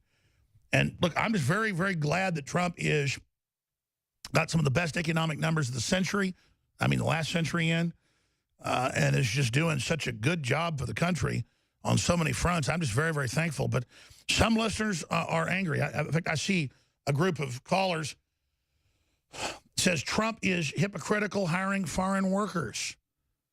Hillary supporter, country could do better with her. Jay, how can Alex stand behind Trump separating families? I mean, these are all just nonsensical if you know the facts, but I'm going to you. So please stay there. But James in Ohio says, I flipped on Rex 84. Now, again, that was a plan. If Latin America collapsed or had a communist revolution and tens of millions of people, between 20 and 40 million, they estimated, came in with the left and the weathermen orchestrating it, which was an actual plan, they would have to house these people or civilization would break down. The left got it in Congress, said it was a plan to put people in concentration camps. It's like they say Trump's putting people in concentration camps. No, they're not concentration camps where you're worked to death and starved to death. These are thousands of people coming across, men, women, children. They're processing them. They're deporting some, keeping others. Then Ellis Island was a death camp because they held you there 1 month to 6 months in quarantine, in individual cells. So it's just not reality. So I was saying, was I buying into all that leftist propaganda? There were real FEMA camp programs. That was all under the Clintons, Bush some, and of course Obama. We got the documents on that. Plans to re-educate Americans with the word re-educate, given to the Army. It was real. So I pioneered exposing that stuff. But in hindsight, I'm going, the left actually tried to set all that up. Look at the universities are like re-education camps. Look at how they're bullies. Look how they hate free speech. So I'm saying, is Trump implementing Rex 84, opening 2 bases to hold the new giant influx? And they're going to call those concentration camps. So I'm trying to decipher things here. What do you think, James, in Ohio? All right, Alex, just a little background real quick. I was in the Army and a Marine Corps, military policeman in both, and a federal cop. I'm now 50, and I've been contracting since 2005 in Iraq and Afghanistan. My qualm is I like you. I support you. I even buy your products, Super Male Vitality and other items. Thank you. And I will continue to do that. But gentlemen can disagree without being disagreeable. My only issue with it is just like with Harry Reid, when he made the nuclear option under Obama for the different things going through the Senate, they didn't see how the Republicans could flip back on them with it. My worry is it would make it far easier. Look, when I was a federal cop, we had targets of kids, and you covered this, and old women and stuff, you know, grandmothers and women that were pregnant. And we had to engage those targets, right? There's a reason for that. And they were American people. So the slippery slope that I talked about is just, it would make it so much easier if they're normalizing this and they're trying to, they can justify and say, look what Trump did. Look what Trump did. We're just doing the same thing, except it's to these No, I get it, because they're calling it camps, even though it's really just shelters, secured shelters. You're just saying, I agree with you, that this is just a general normalization. It's why the left wanted to create the crisis, to actually bring us into real martial law. Reagan was looking at an emergency response to stop it from happening, and I was just learning with perspective now, because the left is running the same operation in Europe and here. Yes, and the other thing that I would say, and it's just my point of view, you were the first one that covered the fusion centers. These things are real, and you've also covered, like, the different topics that I know of from the Gulf War that I can't really get into right now, but I'm just telling you that I've seen what civil war looks like. I've seen the destabilizations of nations, and I've tried to even restabilize. And I just worry that is what they're intending for America, brother. I totally agree, but just to be clear, the globalists, the Democrats, from what you're seeing, they're trying a destabilization. I see Trump clearly engaged in a stabilization. Yes, exactly. No, you're exactly correct. But I'm saying if a Democrat, God forbid, a globalist, it doesn't even have to be a Democrat. Let's say a Romney gets in. No, I get it. Trump normalizes these emergency centers because Latin America's collapsing. I mean, what are we supposed to do? They can then grab the infrastructure and use it. Yes, exactly. Except they'd flip it on us. The patriots, the Americans. I get it. Look at how they still buy the gun owners. I mean, every right, speech even now, everybody's a Nazi. Oh, there's no doubt. In fact, did you see where the TSA just got immunity to do whatever they want to us, and that's now becoming this new little national processing force for emergencies and for disasters. And so they're creating this new bureaucracy. It's all very, very dangerous. Really, really good points. Thank you, James. All right. God bless, Alex. You two have a great week coming up as well. See, now that's a smart caller from every angle. The point is they're trying to destabilize the country. They're trying to cause a race war. They're trying to collapse the borders. What is Trump supposed to do? I'm not endorsing martial law. I'm not endorsing the Democrat version of Rex 84. I'm saying, what are we supposed to do? Because they're going to call, if they start collapsing stuff, Trump's response martial law. When clearly they're the globalist outside force doing it. All right, let's go to a bunch of these calls now. Jay, how can Alex stand behind Trump separating families? Obama did it. It goes back to Eisenhower. The current law goes back to Bush. That's how. I mean, it's only a few hundred every month or so. They don't even know who their parents really are. A lot of them have their parents killed. A lot of them got given by Obama to child sex traffickers. I mean, how do I stand behind that? How are you, when you don't know who people are, supposed to leave kids in with adults overnight when you just picked them up in the middle of the desert? I mean, what are you saying, Jay? Hey, I'm sure you're going to end up getting upset with me, but I just want to let you know, you, your family, your staff, along with President Trump, Steve Quayle, and a handful of others that I really like a lot. You guys are in my prayer every day. Well, thank you. Every single day. Never miss a prayer with you guys in it. It takes me forever to get through to you. I can never talk to you before, so it's the only way I could do it. I have nothing. I don't disagree with you or anything. So, but I love you. Stay real. Talk to you later. All right, God bless, brother. Okay, so that's the classic thing to get in, saying they disagree.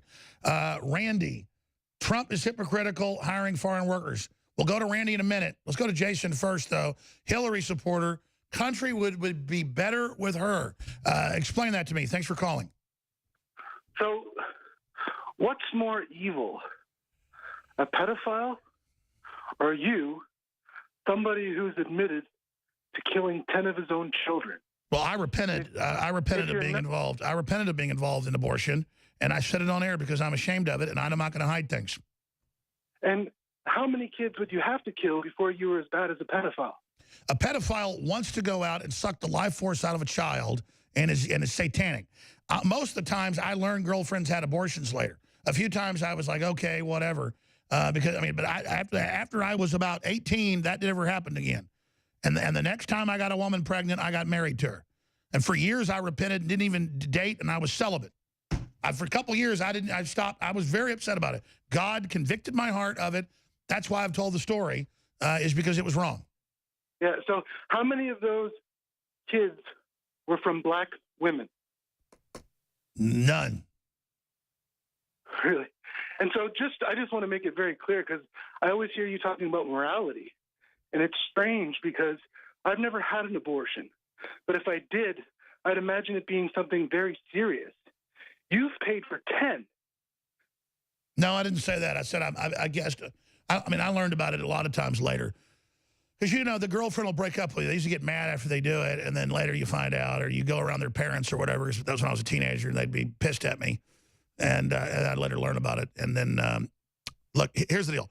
I think you're confusing morality. When you're young and stupid and things happen, later you realize it's wrong, you repent.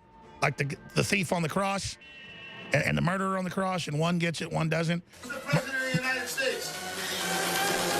Yeah, who's the president, Alexa? We'll be right back, Randy. Stay there. If you are receiving this transmission, you are the resistance.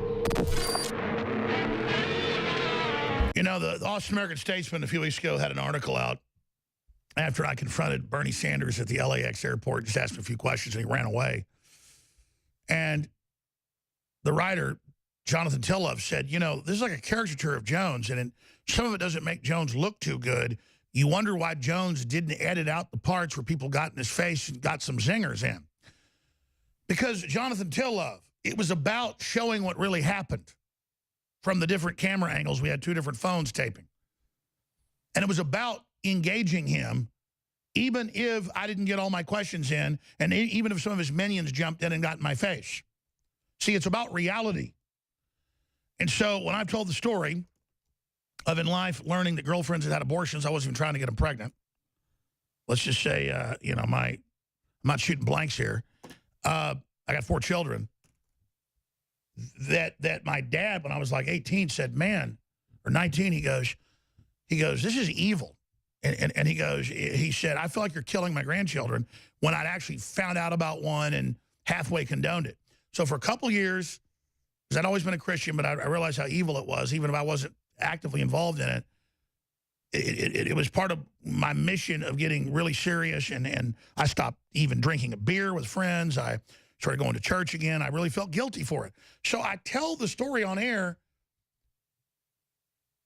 because it's what happened, and I'm ashamed of it. But I tell it because I'm real.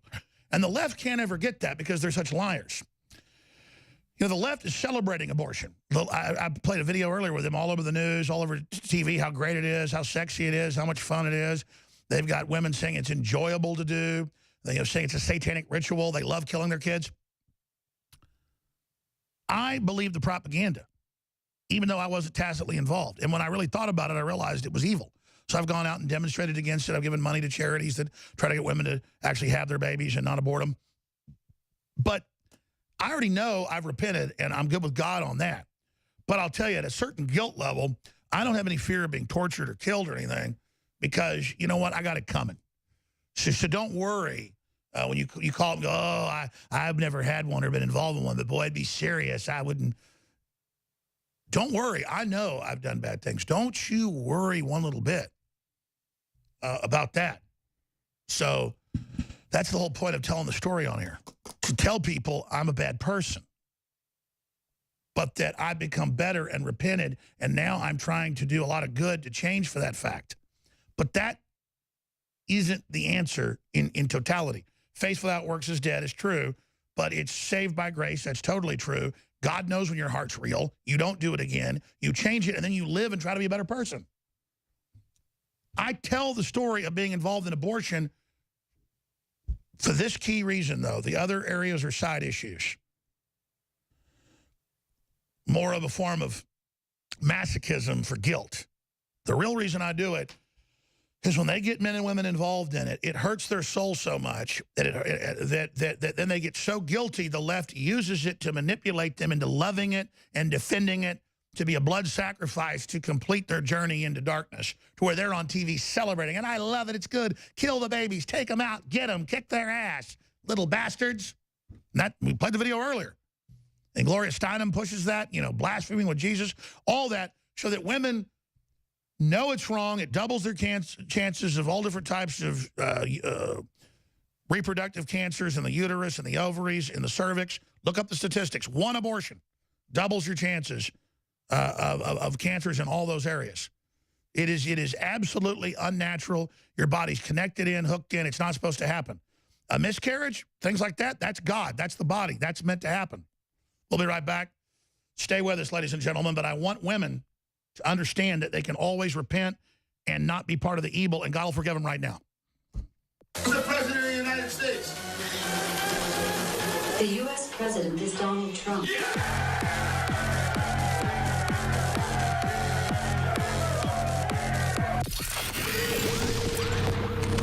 If you are receiving this transmission, you are the resistance. All right, I've got 5 or 6 more calls of people that disagree with me and Trump. Then I'm opening the phones up to everybody. The toll-free number is 877-789-ALEX, 877-789-ALEX. Of course, it's next Monday that the president is going to have his official meeting with Vladimir Putin. Chucky Schumer, always weighing in as the defender of America when he is a globalist, says, you should not meet with him alone. And you can have no confirmation of judges because you're under investigation. Totally made up, not in law, never been done. But they're intending to try to block this nomination. They're intending to pull some really big tricks to try to stop Trump. That includes flying a jumbo jet into wherever he's at. I'm telling you, the globalists are out to get him. It's metaphysical. You can feel it. You can see it. It's on. And I don't think the callers have proven the case that Trump isn't good. And I don't think the callers have proven the case that Trump sold anybody out. I don't think the callers have proven the case that I'm wrong to be so enthusiastic. This is like night and day. And the whole power structure and all the political money is against him. And I just feel like we ought to be thanking our lucky stars, thanking God. Now, that said, Jenny has the key issue, and that is Trump is not taking care of vaccine issue. He's trying to get drug prices down. He's trying to get a lot of the life extension technologies and medical treatments released. He's doing that. But I know for a fact that Barron, and Trump does not like this being talked about. In fact, I've been told, not by Trump or his people, but by folks close, like, just don't go there. But Barron was doing great, got a 3rd round of shots when he was 2, and, man, it hurt him bad. And I've got articles here today that vaccine damage. Autism is up globally 1,000% in the last 100 years. 1,000%. Well, it's more than that, though. This is just a new study. It used to be like 1 in 30-something thousand. Now it's 1 in 58 in the U.S., 1 in 30-something in South Korea, where they follow all the rules. They take all the vaccines. South Koreans, by the age of 10, take over 100 shots. I mean, everybody's got family that got killed or got sick from a vaccine. Most people have been sick themselves.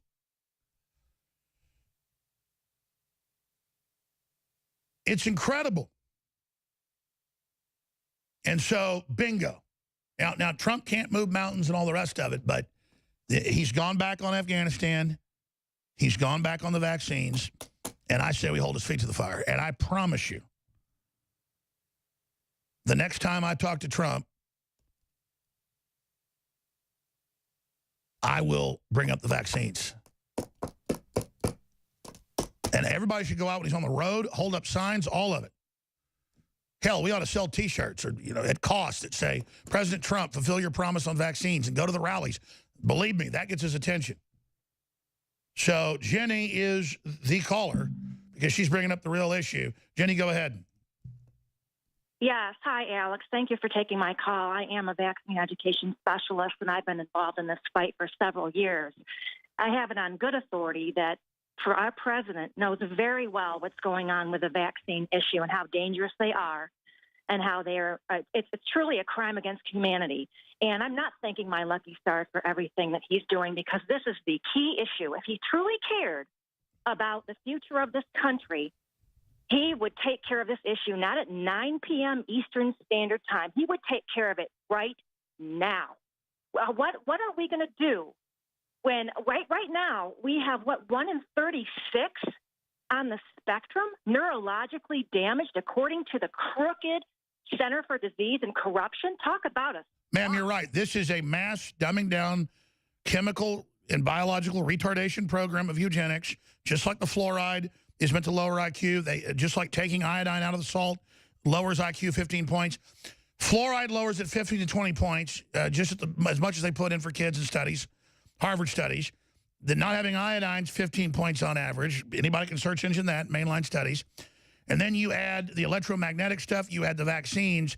That's why people are so stupid now. That's why, type it into a search engine. Western IQs are dropping precipitously, just like Brazil didn't accept glyphosates till like 25 years ago. Within 10 years, they went from almost no breast cancer to matching U.S. numbers. And glyphosate grows breast tumors, ma'am. I agree with you. I said I thank God that we've got Trump in and at least he cares and has gotten something done. But you're right. When you talk about how California is trying to make it mandatory, they're firing doctors that won't force their people to take it. They're trying to lower the age and have schools make kids have their own consent, and they pay them $200. It's criminal. And they're coming out with hundreds of new vaccines they're pushing, which are live viruses, you name it, Gardasil, sterilization. This is the modern Holocaust, and you're absolutely right. And, you know, there's a major pediatrics facility here in Austin that was founded by a man that retired 8 years ago. He doesn't want me to say his name, where he knows vaccines are bad. He told me personally, okay? But now my own children, when we took the baby in there, they have the new nurse, the new doctor that runs it, a female. She bullied my wife and said, get out of here. You're not going to get any treatment here. And because that's what, so yes, they're bullying everyone. They're firing nurses that won't take it all. It's pure crap. The military troops don't want to take it. The officer corps won't take the vaccines the military's given. They give them experimental vaccines. It's evil, and you're right. So what do we do to make Trump do it?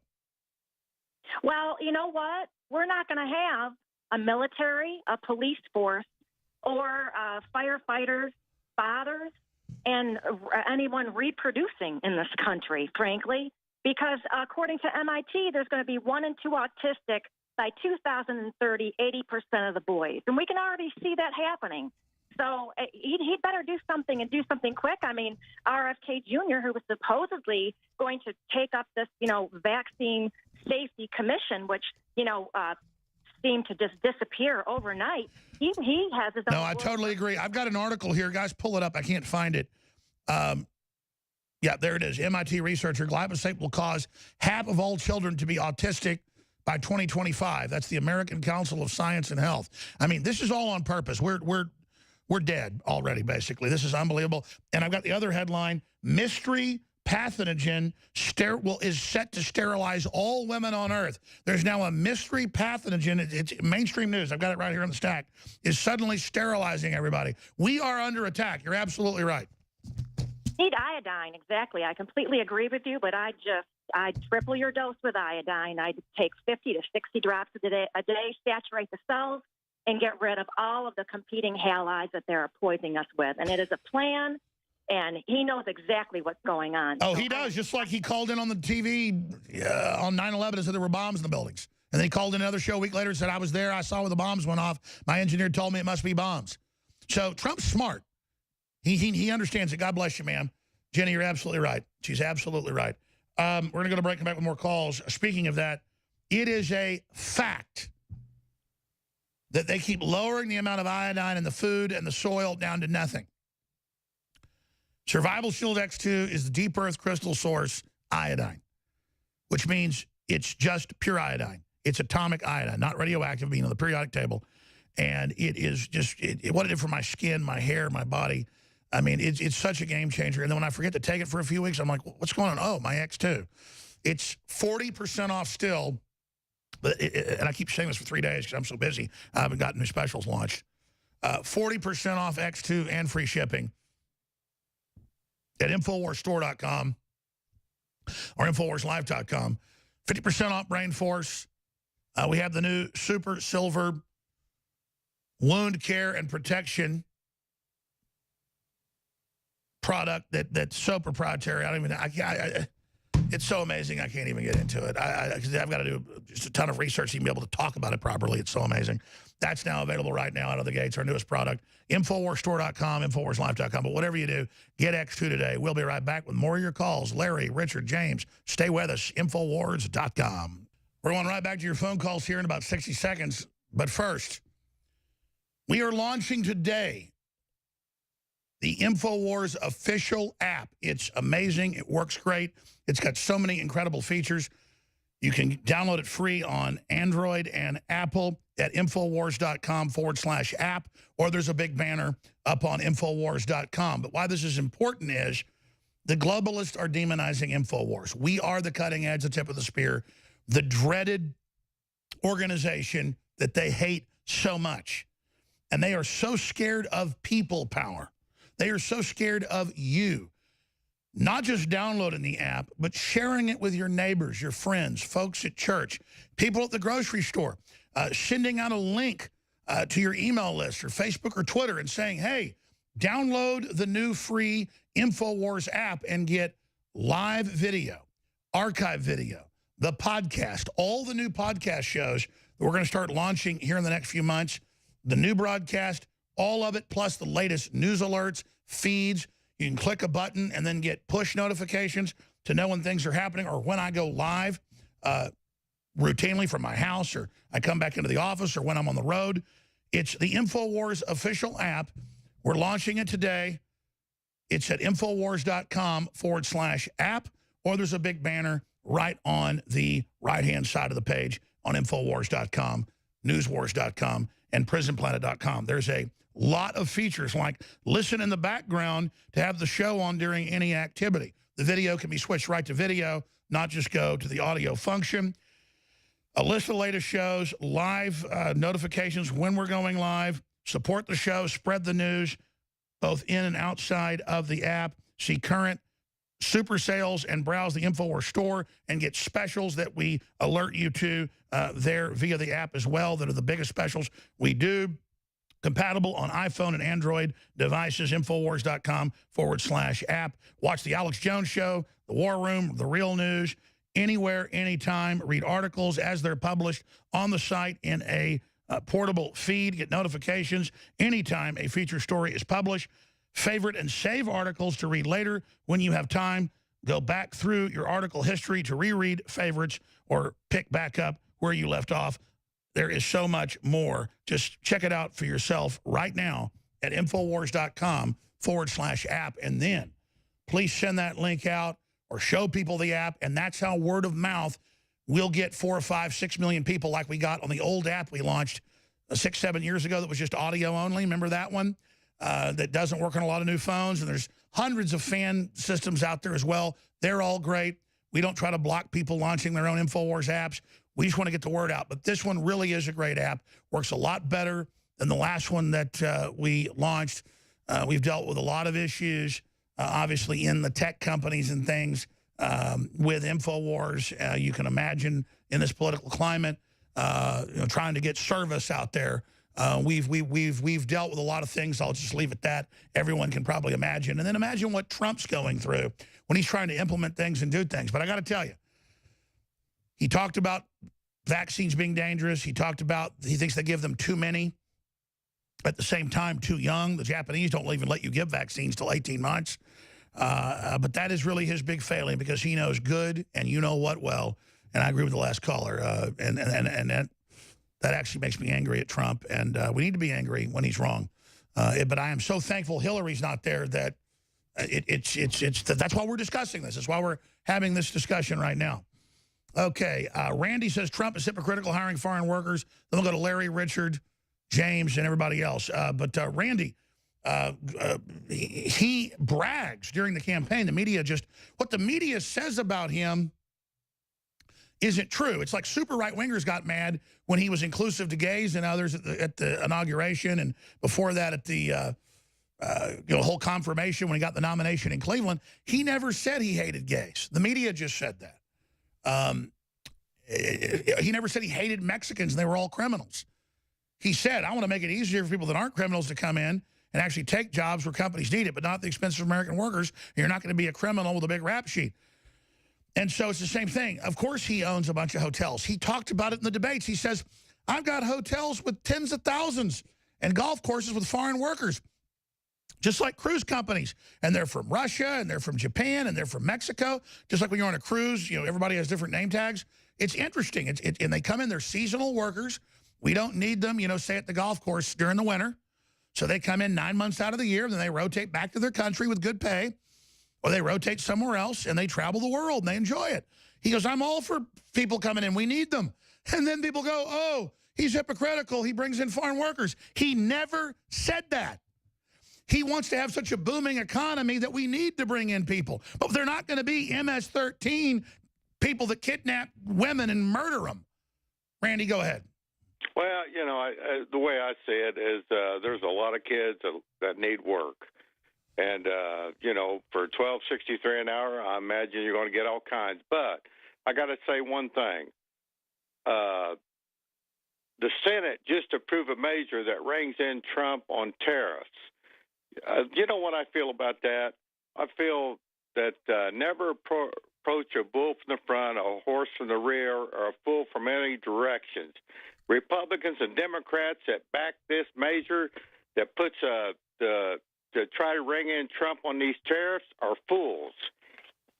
That's about all I got. Well, Randy, don't hang up because you're absolutely what you said is true from your perspective. That's crazy. Like I just see what you say, like Trump is hypocritical on hiring foreign workers, and then I didn't think about the angle you were going with because I didn't hear it yet. It was in, I think, AP yesterday. I didn't get to it. I saw it on Drudge. The headline was something like this. Illegal migrant workers causing job shortage problem for young Americans of all races. And it showed the numbers that we do have a glut of illegal aliens and a glut of people driving down wages in unskilled areas, even though other wages are going up. So you're absolutely right. This lie that Americans don't want to pick fruit or Americans don't want to... Nope, Americans have been taken off the land and domesticated, and would they rather be picking fruit for like $10, $12 an hour, which you know it pays, or working at McDonald's for $8 an hour?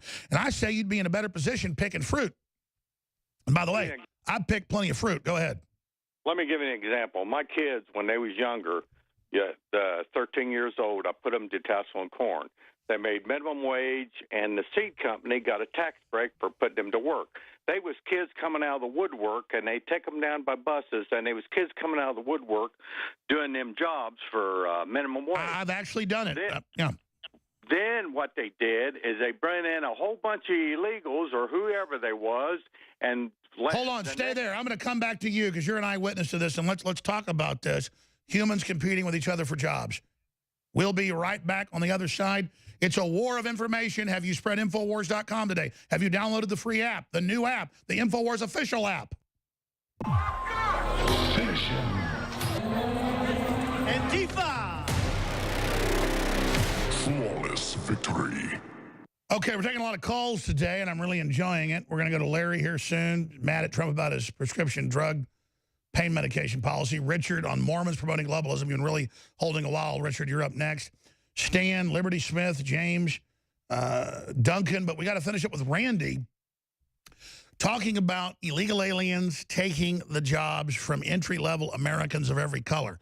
And there were Bureau of Statistics numbers I saw just yesterday confirming that that's going on.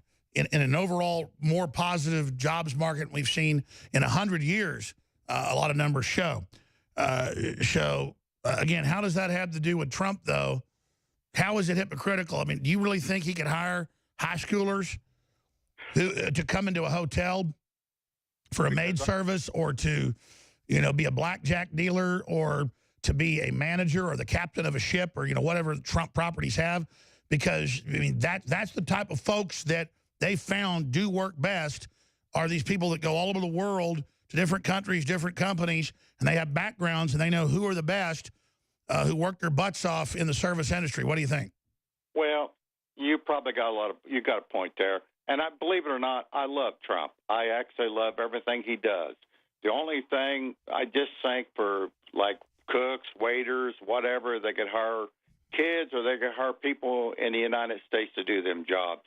Look, but that's because you're a hardworking guy, a farmer. I mean, I don't know how old you are, but I mean, the cliche is a little true, whether a kid's black, white, or Hispanic. A lot of young people today a lot of them are really hardworking. But a lot of them are super lazy. Oh, that's true. But, I've been working since I've been 14 years old. I'm 65 now. or you get an eye-opener when you get ready to draw Social Security when you find out how that really works. But an illegal's got it better than I got. They got free medical. They get stipend a month. They get food stamps. Give me a freaking break. I've worked all my life. I pay taxes. In the state of Indiana, God bless their heart, they just raised the gas tax on our ass to hurt everybody. No, I hear you. And Trump's trying to bring relief. God bless you. Good points. Really good point. I mean, a lot of it is people coming out of Eastern Europe and places, they've already been vetted. They're the cream of the crop that are willing to work hard, which also creates a brain drain. And, of course, then we have this guy.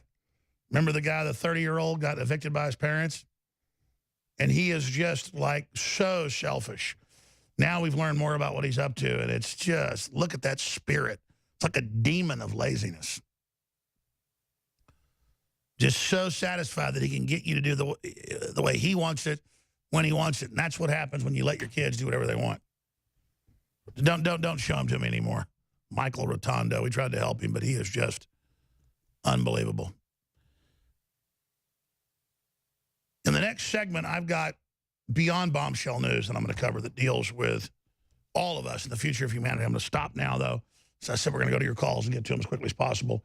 Richard in Arizona. Richard, what do you disagree with Trump on? Because that's the big subject today, and it's been all over the map. What do you disagree with? Hi, Alex. I was just wondering if you thought that Mormons were globalists and are on Trump's team or not, because I've been going to church there, and they don't pray for Trump, and they don't. If you're not holier than thou, then they kick you out, and all their money seems to go to Salt Lake City and enrich themselves. And I was wondering if you heard anything else about Mormons being globalists or not. Man, what does that have to do with Trump? They don't pray for Trump. Like, if you mention Trump at church, they shut you out. Well, Mormons started out being real right-wing, and there has been a lot of leftists getting in there. And I mean, I'm not a Mormon, so I really can't sit there in the Church of Latter-day Saints and give you the whole perspective. I know a lot of our listeners are conservative Mormons, and, you know, a lot of Mormons were involved exposing the whole globalist conspiracy. So I don't want to say they're globalists, but I think they threatened the globalists with their political views and ideas from what I saw. It was an over-representation of Mormons in the John Birch Society and exposing communism and the New World Order. And so I think the globalists have made attempts, and clearly that's what's going on, to try to infiltrate it. They've done that to all the major seminaries, all the major churches. You know, I'm not really able to speak to that because I think it's such a complex issue. But, I mean, you're there. A lot of churches get threatened and told, we'll take away your 501c3 tax exemption if you endorse the president. Well, no, you as a Christian can say, I like this person. You just can't then do, like, political fundraising or whatever. But that's even if you're 501c3. Under the First Amendment, if a church hasn't gone under the 501c3 trick of becoming a charity, you can then endorse presidents, endorse candidates, you name it. And Trump has been moving to try to get rid of the rules that the Democrats and LBJ put in to where churches can actually go back and be real churches again. So, I mean, I'm not informed enough to speak to that. I think the Mormons, like any other group, you know, have cliques, and I've seen, you know, some of the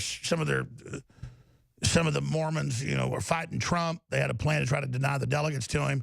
But I just think it's like Israel or anything else, or the Catholics. You can't look at what one Catholic's doing or what one group of Mormons are doing or this, and then kind of say it's the whole group. I mean, what do you think?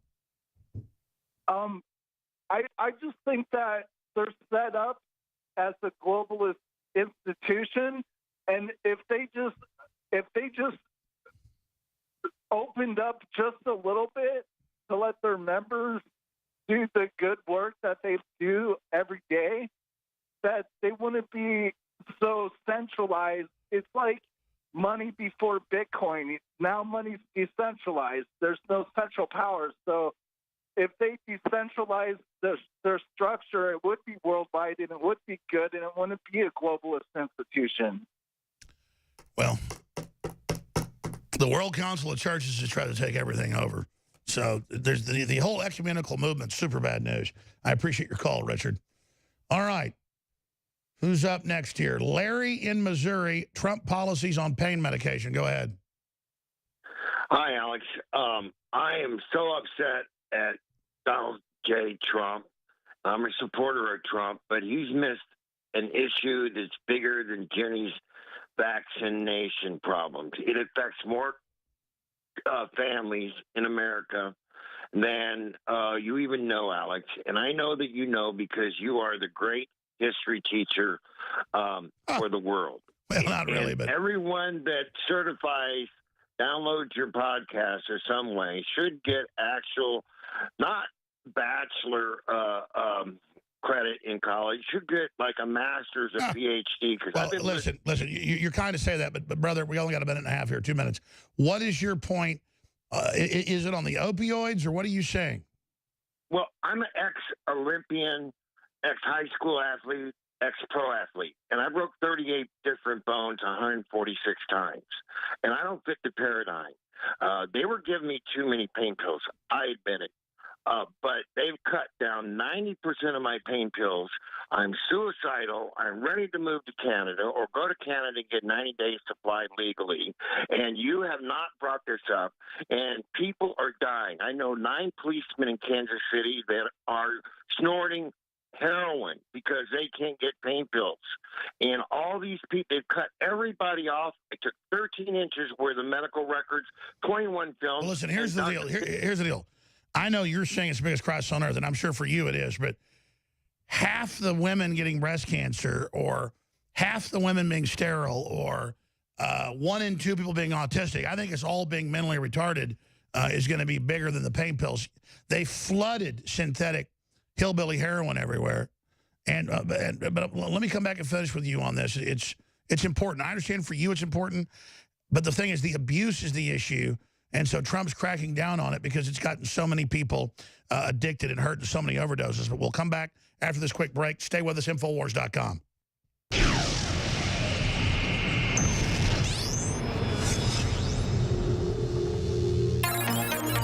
If you are receiving this transmission, you are the resistance. Tomorrow's news today. By the way, everybody's heard about this big Roe v. Wade movie that's been shot in secret in New Orleans. I've known all about it for about a month. They wanted me to be in the movie. I'm not bragging. I just can't do it because I just have to refuse movies. But Roger Stone, a bunch of other folks are in it, and a lot of big actors. He's got an actress exclusively who's in the film on about the sabotage, the way the left tried to block it, all of it, but the film has wrapped. And so you're going to get a first look at Roe v. Wade coming up with Roger Stone. And it's got a whole bunch of folks in it, obviously, but not just Mr. Voight, but so many others. So the Telegraph is reporting on it. It's a really hot film in the news.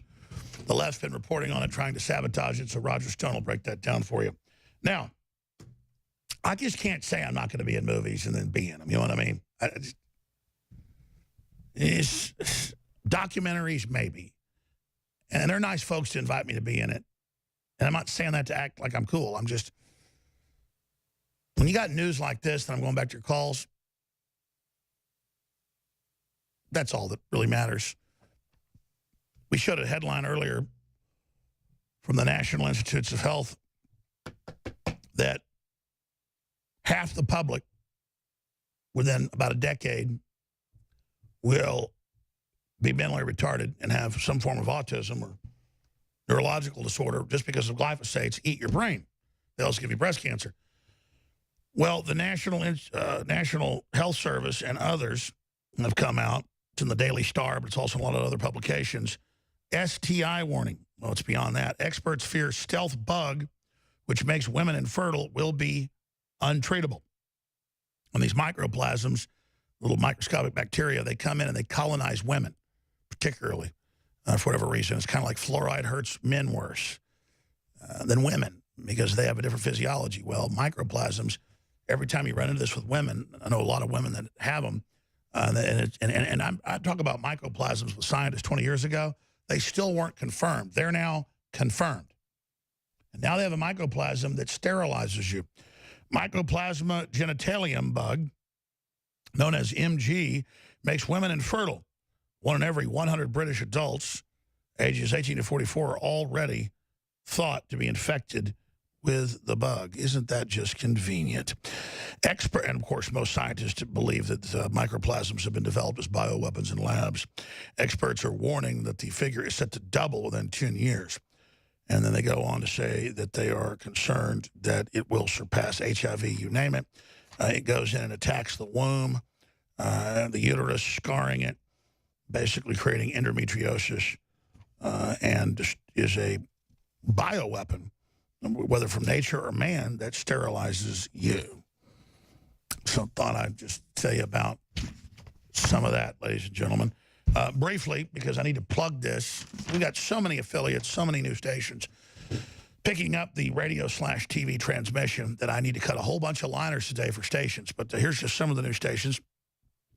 Radio affiliate, West Plains, Missouri, KWPM 1450 AM. There's the Alex Jones Show, the Ozarks News Radio, radio.com. Ozark News Talk, radio.com. TV cable affiliates we just got this week. Ridgecrest, California, InfoWars TV now on Cable 1, Channel 21. We like going to that basic cable. That's where the audience is. Via KGZN TV on Channel 21. Very excited about that. KZGN.net. KZGN.net. Boise, Idaho. InfoWars TV now on Cable 1, Channel 64 via Treasure Valley Community Television. In Mountain Home in Harrison, Arkansas, InfoWars TV now on Ritter Cable Channel 26.7 via Homestown Television. InfoWars TV now on Natco Cable Channel 33 via Hometown Television. InfoWars now on Digital Antenna Channel 26.7 via Hometown Television. And I'm having to start reading these every day. That's how many affiliates we're getting. All very exciting.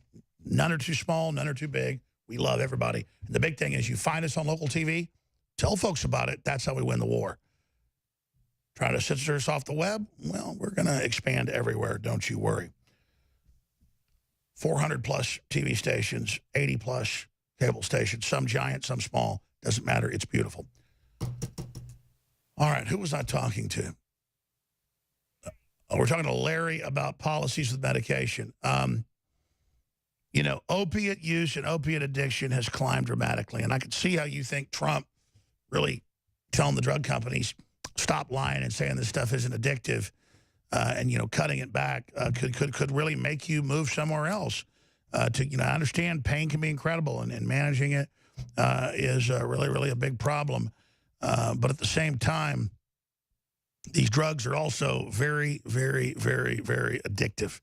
And so, you know, how do you think Trump balances that out? Well, Alex, first of all, you're a numbers guy. You're the history guy. I listen to you 3 or 4 times a day. In the background, I don't drink. I've never failed a drug test. I've been on pain meds since I was 12 years old, 48 years.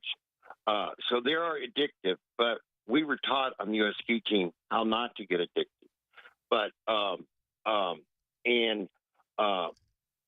I just ordered BioEase, but of course someone stole it. So I hope being on the hold for 2 hours, I could get my BioEase because I'm still trying to get my police report. But I take over. Absolutely. Well, you can always call if you get your stuff stolen. We'll mail you some more. But BioEase is turmeric, a well-known anti-inflammatory. Ours is 95% curcumin in level, which is unprecedented. So yes, I'll put you on hold, Larry. We'll get your address and name and everything, and we'll send you a bottle of BioEase. So thank you so much. God bless. That's another good point. It's not going to work as good, obviously, as opiates, but, you know, turmeric, they've got ginger root. There's just a lot of things. And I understand pain can be really serious. So it's a problem. I hear you. All right, who's up next here? We have put blinders on with Trump. And then we've also got Stan, let's talk about exposing 9/11 will not cause a civil war. We've got Duncan, says follow up on the vaccine call. Let's continue with the depopulation situation and talk to Duncan in Idaho. Is that a nom de plume? Because Duncan, Idaho is the bodyguard of Paul Atreides in the original Dune book, not the cheesy movie, but the book's excellent. The first book, it gets a little esoteric and weird after that. But is that a Nom de Plume? Is that a pen name, Duncan? No, that's my name. My dad gave it to me. I'm just a simple farmer in Idaho. I understand. So you are Duncan, Idaho. All right, go ahead.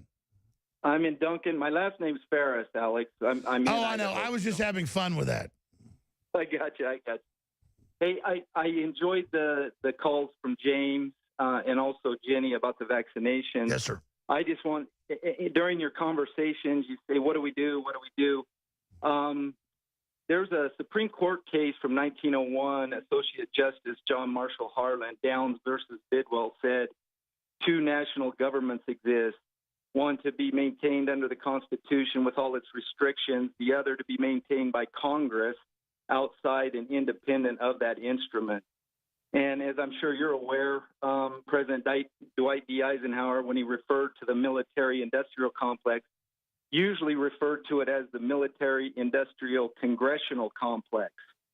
So, as you always point out, we're under foreign criminal corporate governance, and it's going to continue to be so, if our military is all over the earth. But what I wanted to suggest was the John Birch Society has a mantra or a very good a mantra and a very good lecture series titled "The Constitution is the Solution." And in the Constitution, specifically under the Second Amendment, it says a well-regulated militia being necessary for the security of a free state, the right of the people to keep and bear arms shall not be infringed. I'm sure you're familiar with Dr. Edwin, I believe his last name's Viviera. Works a lot with the Oath Keepers. Yeah, no, he's been on the show before. Great. President Trump can't do everything by himself, and I think the best way, is to get everybody off their apathetic soapboxes and that. We need to restore the constitutional militia in every county and every state. Then Brother, the key is people awakening and taking action. You're doing it, and I salute you, and I really appreciate you. We'll be right back. I'll do a little bit more in the next hour. Then Roger Stone has that big exclusive interview on the new film coming out. Finish him. Antifa! Flawless victory. Up on Infowars.com, I'll cover it a little bit in the next segment, then hand the baton to Roger Stone with a big exclusive interview on the secretive film Roe v. Wade. Muslim party leader tells Dutch to leave their own country if they don't like diversity. They say they're under the command of Erdogan, the dictator of Turkey, and they have, of course, left to the Netherlands and other countries. They now say it is theirs. Go watch the video, read it for yourself. We are taking over. And then you've got the Dutch here with their all little blonde-haired children in the photo. This is unbelievable. Being taught to submit to Islam. The public schools take them to the mosque. This is the public school doing it, and have them then get on their faces and submit to Islam. It's great that these kids are learning about other cultures while they visit the Middle East. Oh, wait. It's Holland. And then you've got all these sheep-dipped women by the Islamicists who aren't even allowed in the mosque in the same area where men are, but the Islamicists have let them do that to do it. So there you go, folks. It's on. It is a override. It is a plan. It is the globalist operation. Guys, print me that article, please. Thank you. There's so many stories like that on Infowars.com, and I tend to forget to even tell you they're there. But Infowars.com is there. News Wars is there. Prison Planet is there. And the establishment is working around the clock to try to block us and shut that down. So when you download the free new official Infowars app at Infowars.com/app, works really great. It's live feeds, audio feeds, news feeds, updates, you name it. And when you share it, that's how we get around the censors. So please check it out today. Infowars.com/app. Okay, James, Louisiana, go ahead. Thanks for holding. What's your take on Trump? That's your take on him, huh? All right. Thanks, James. Appreciate the call. I guess I held Duncan over and forgot I was doing that. So it's all kind of a train wreck here. Duncan, what was your point, though, on the vaccines? Okay, Duncan's gone. Definitely, Alex. Definitely, we need to hold Trump's feet to the fire there. But getting back to solutions, any way of having Dr. Edwin Vivier on again as far as reestablishing? Yeah, I probably had him on 20 times. We can have him back on. In fact, that's one of the regular guests we used to have on. I have all these regular guests, and I just kind of forget about it over the years. They never come back on. But, yeah, that's the plan, Duncan. Thanks a lot, buddy. Anything else? Thank you. I love your heart, Alex. You're a good man. Well, I'm trying, brother. Some days I don't really get tired. Some days I'm just kind of like, I see everybody, not everybody, but a minority of folks bitching at me about Trump or complaining about things. And I'm just like, no, I mean, I get we want things to even be better than what Trump's doing, but they're trying to take Trump out. And if they get rid of him, we'll go from getting this much done, 95% to nothing. The reverse, in fact, a negative. And so I'm saying, yeah, push Trump towards the good policies. Absolutely. That's what we did. But at the same time, you've got to defend Trump because they are frothing to take him out. And, quite frankly, it's a good talking point, and it's true. I mean, Germany is deep in bed with Russia for its energy. Russia wants to be friends with Europe. The EU is Europe's threat. So Russia's given them incredibly cheap gas. Incredibly cheap gas. Natural gas. They're the biggest producer of it in the world. And so Trump can point at Merkel, who's calling him a Russian agent, and checkmate her. But it's kind of a cheap trick because it doesn't matter. We need more resources. We need commerce. We need to work with people. We need to have incredible tourism in America and incredible tourism in Russia and incredible tourism in Mexico and Europe and China and areas of Africa. We don't need to blow up civilization like Hillary and the globalists did. That's the big thing they do. Welcome to your life. There's no turning back. Roger Stone is about to take over. He's got big exclusive on the very secretive filming and production of the Roe v. Wade film in New Orleans and other areas that's gotten so much leftist attention and attempts to sabotage it. That's coming up with Roger here in just a few minutes. First off, though, this new story is on Infowars.com, and it's very illustrative of everything we're talking about. So I suggest everybody get it and share it because you're awake, but other people aren't. Muslim party leader, the main Muslim party, financed by Turkey, Erdogan, the individual over there, is financing this, trying to control all the Muslims in Europe and welding them into a coalition he controls. Muslim party leader tells Dutch to leave their own country if they don't like diversity. He's told them that they should get lost. The leader of the Muslim DENK party in the Netherlands has caused controversy by telling Dutch citizens to leave their own country if they don't like the increasing number of Muslims, migrants populating Dutch cities. And the cucked leftist public schools force children to go to mosque and worship Allah. But there's no trips to churches. We actually have a photo. So this is the genocide of Western and Christian culture. He went on to say, if they don't like a changing Netherlands in which people with different cultures live. Oh, but we can't go to Turkey and be Christian and set up our own thing, or we can't go to Saudi Arabia. Oh, I get it. You're leaving your place to colonize us. I get it. If they don't like the changing Netherlands in which people with different cultures live, like Muslims now live in cities in the Netherlands, they should get lost. Tunahan Kuzu said during an interview.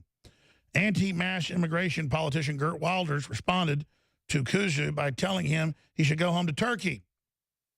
In 2017 Dutch election, Kuzu's party, which refuses to recognize the Armenian genocide, well, they told those Christians to go home, killed about 1 million of them, sent them right to heaven, attracted 200,000 votes, enabling it to gain 3 seats in parliament. So, yeah, Christians get genocided. That's how you welcome at them.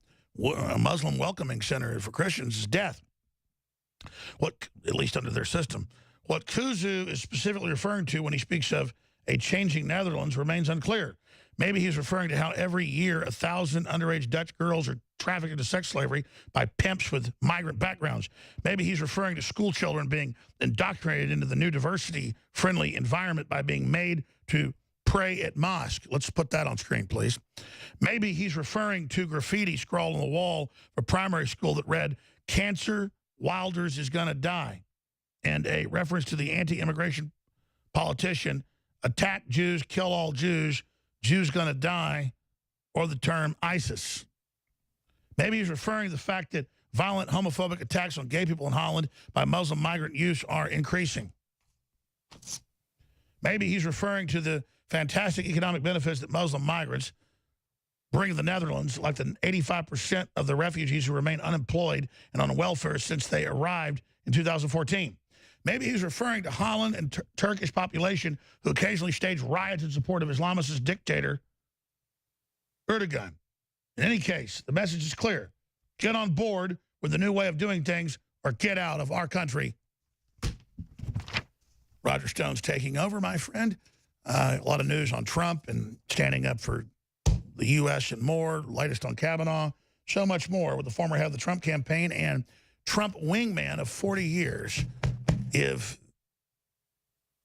these hills could talk. Roger Stone. Thank you, Alex. I must say, I think the beard is looking great. This whole Abraham Lincoln thing is really working. And I get a lot of texts and email messages on it. People mention it to me. Your viewers really like it, I must say. It's more of a Ulysses S. Grant thing, but it's really working. It's kind of funny. I look like a cross between Ulysses S. Grant, I was thinking, and who was the second command Mormon? Because they made a whole meme of me and Brigham Young. Yes. So when I grew the beard, I look like Brigham Young. It's yeah, there's a little Sebastian Cabot in there as well. Well, you're very nice, my friend. It's very good. So, Alex, we have uncovered an extraordinary scandal in which two royally protected British billionaires, both of them members of the Queen's Privy Council, which is essentially a protected royal class, billionaire investors, partners of George Soros, have managed to obtain control of 90% of the electronic computerized voting machines in the United States. Wow. These two aristocratic partners of Soros have been heard in the posh clubs and private gambling parlors of London talking about their ability to bend American elections. What's interesting is that they didn't acquire Smartmatic, Sequoia, Diebold, ES&S, Dominion, and Hart Intercivic, who control 90% of the electronic computerized voting machines in the United States. But their strategy was to sell them all the exact same software, which is exclusive to the Brits. Thus, they control the count. It is a $1 billion enterprise, and I think the president should bring it up with the British government, because it appears to me to be potentially, at least, interference in American elections.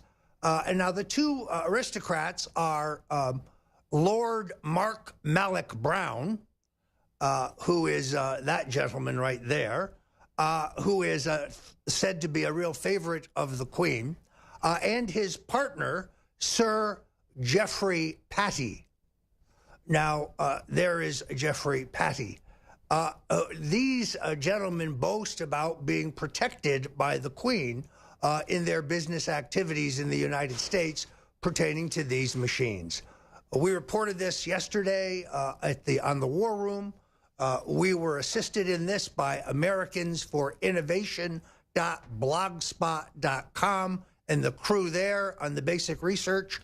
Well, let's bring up the story, if we may, because it is far more complicated. These technology companies, in many cases, have been influenced by the national security apparatus, investments and infiltrations by the CIA and the FBI. So you can trace the whole history of this voting machine industry and how these two British globalists got control of it. And Roger, when we come back from break, you'll have that story. You'll be able to go over it. But Soros already had control of a third of the machines. We know we caught Homeland Security under Obama stealing the election in many states. We blocked him in others. This is their main attack. They know they can't beat the big red wave. So in 2018 and beyond, this is how they're planning to do it. And, I mean, we need to alert the president to this. We need to take action to this. This is incredible. And again, that's what InfoWars' job is to do, is to expose this level of garbage. I mean, just like we have the Chinese communists caught in our defense computers and selling us chips, it's the same thing. How can we have the Soros-connected, globalist-connected groups selling us the software? Well, here's the point, Alex. It's a multi-pronged strategy. They want to censor us so we can't object to it. Then they want to take away our guns so we can't defend ourselves. And then they want to steal the election. It's a three-part process. We see the war on censorship that's being waged against me, against InfoWars, against you by the net left, by the tech left.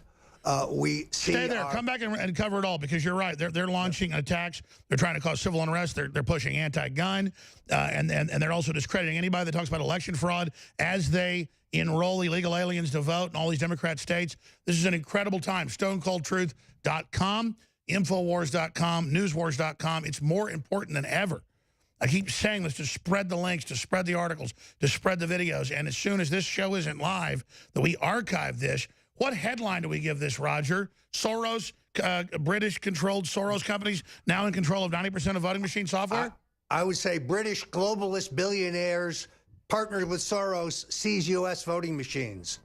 90%. Yeah, I mean, it's unbelievable. Roger Stone, straight ahead. Then the War Room with Roger Stone and Owen Schroyer after that. Stay with us. Welcome back to the Alex Jones Show. In your host chair today is Roger Stone. We have seen an extraordinary increase in the president's approval rating. It will at times dip a point or two, but then it continues to move forward. A recent poll that I saw showed that he has really broadened his support among union members.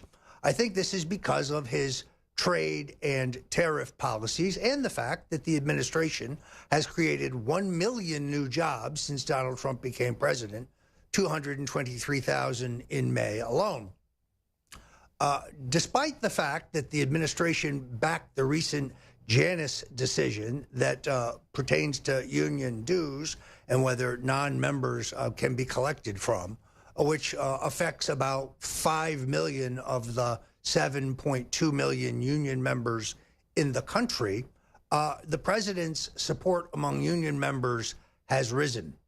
Now, there have been rumblings from some of his economic advisors and from the White House that he may reconsider his earlier position pulling America out of TPP. This would be a catastrophic mistake, not only because it violates the president's principles, but because it would also, in my view, cost him these union voters, mostly white Catholics in swing states like Michigan, Pennsylvania, Ohio, and Florida, where I think he would lose support. I want to thank you for joining us here at the Alex Jones Show, but also remind you that we are completely and totally listener and user supported. We're fighting an extraordinary war against internet censorship. The manipulation of my personal Facebook, the Stone Cold Truth Facebook, the Stone Zone Facebook page. I, of course, am banned from life from Twitter, pending a lawsuit, which is taking shape. I said when Twitter banned me for life that I would sue them. Then I decided to lay back and let others rush forward in a bunch of lawsuits, the grounds of which I questioned could be successful. Most of them, First Amendment oriented, were dismissed.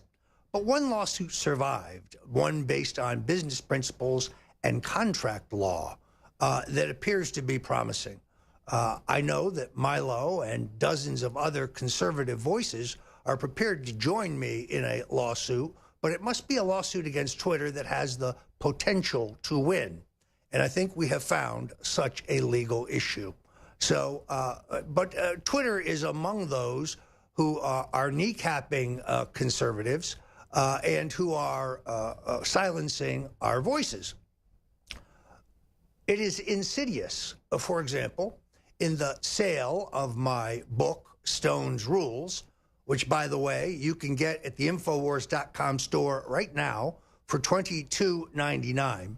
And if you will send it to me personally, if you get it on the Infowars.com store and include your shipping receipt, I will gladly sign it and send it back to you at my own expense.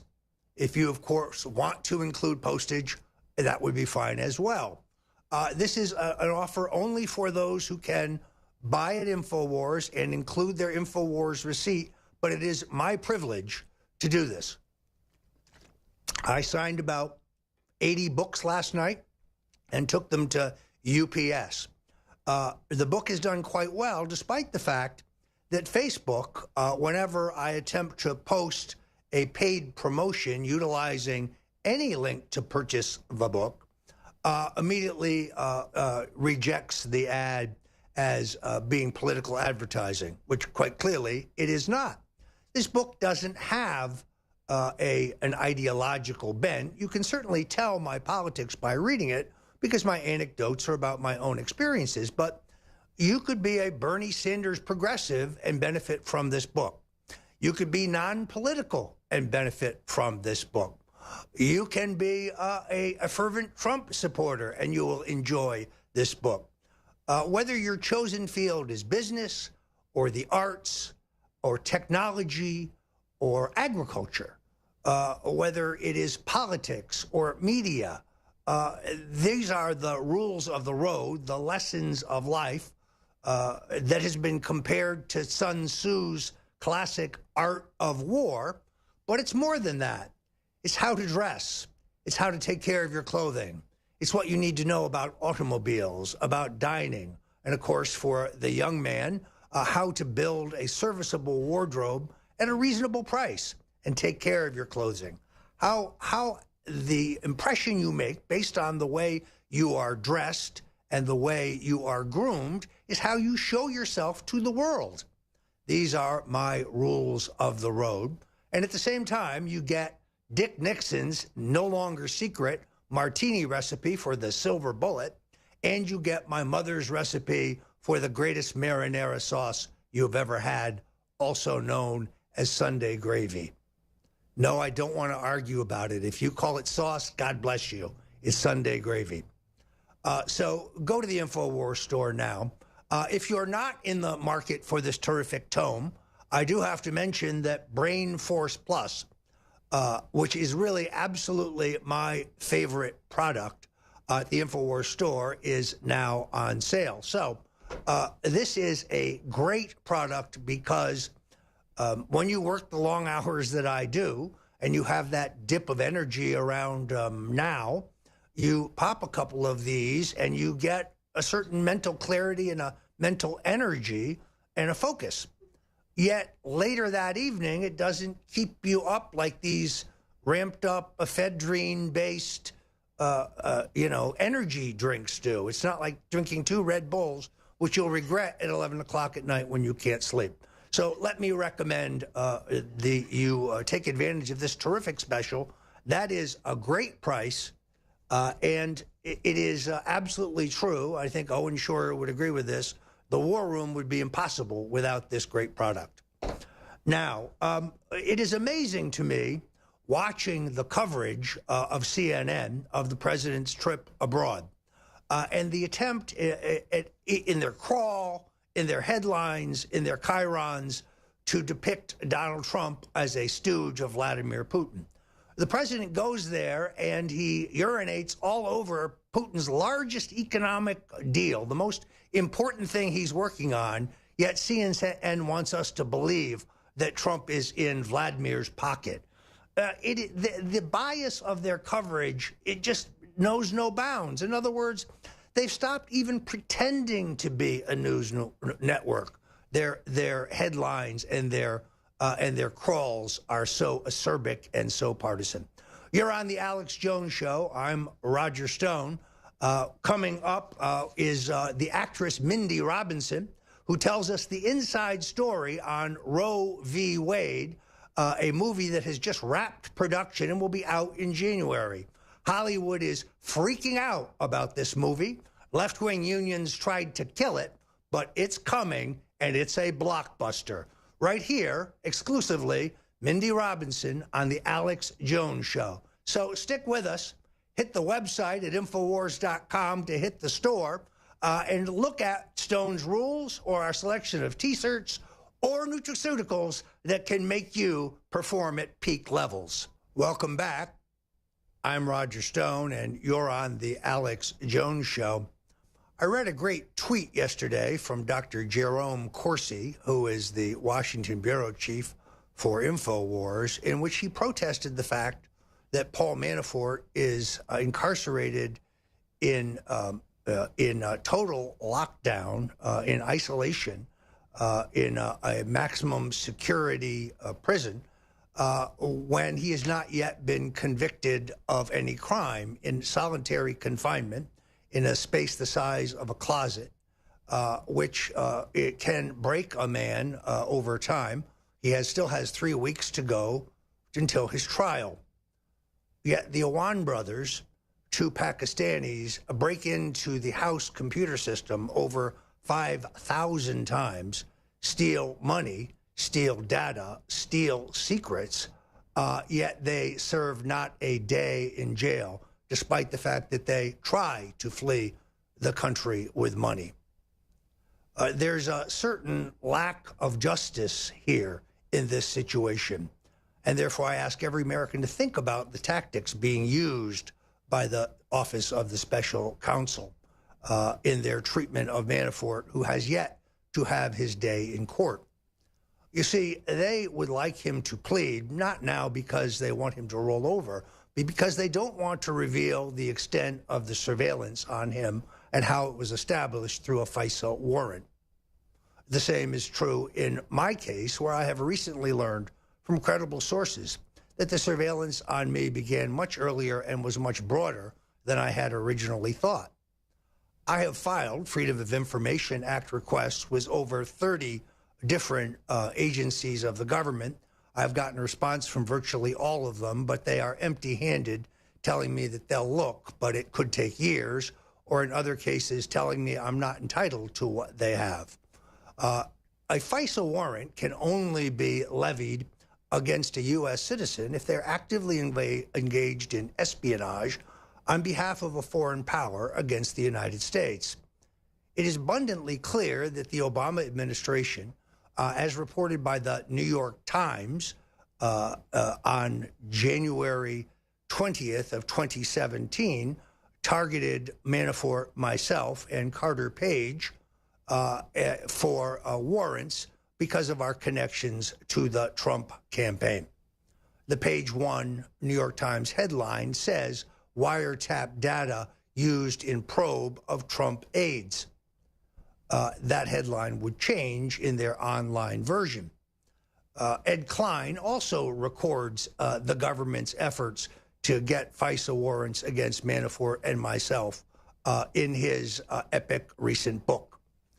So I have no choice but to move forward. There are certain preconditions for a tort suit against the government pertaining to civil rights violations, in this case, the invasion of my right of privacy. And such a lawsuit will not be fast. But there is no question that I was under surveillance, as were others, for completely political purposes. I have no foreign clients. I don't have substantial foreign phone or mail traffic. I have traveled out of the country twice in the last 5 years or less. So it is an extraordinary that Mr. Rosenstein is essentially refusing to hand over to the Congress, a co-equal branch of government, the very documents regarding the subject we're discussing. It's also extraordinary that Mr. Rosenstein himself personally signed to extend one of these politically motivated warrants. Thus, I would argue that Mr. Rosenstein has a conflict of interest, and he should either resign or recuse himself, or the president should terminate him. It is absolutely clear that Devin Nunes and the Republican majority understand the FISA warrant issue. The fact that Mr. Mueller does not want to disclose it in discovery at the Manafort trial and is claiming even today that Manafort was never under surveillance, that's been contradicted by Cheryl Atkinson and many other mainstream reporters based on solid reporting.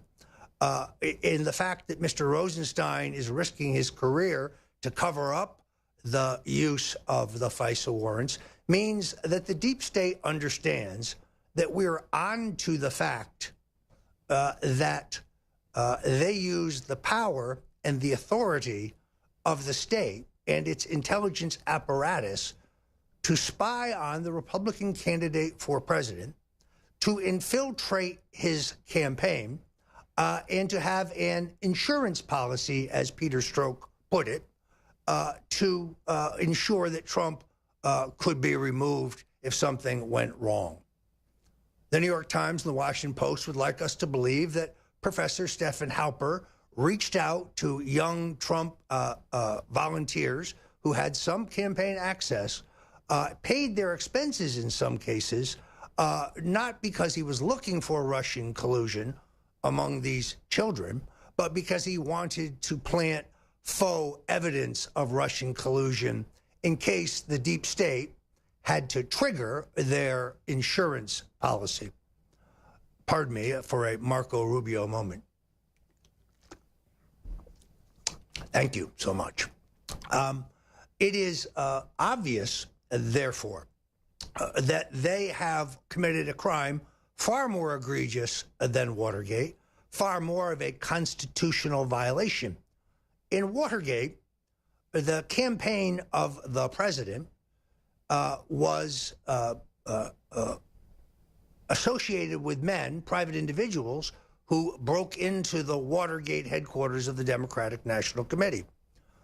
Also, men associated with the president's campaign infiltrated the campaigns of Senator Hubert Humphrey and then later Senator George McGovern.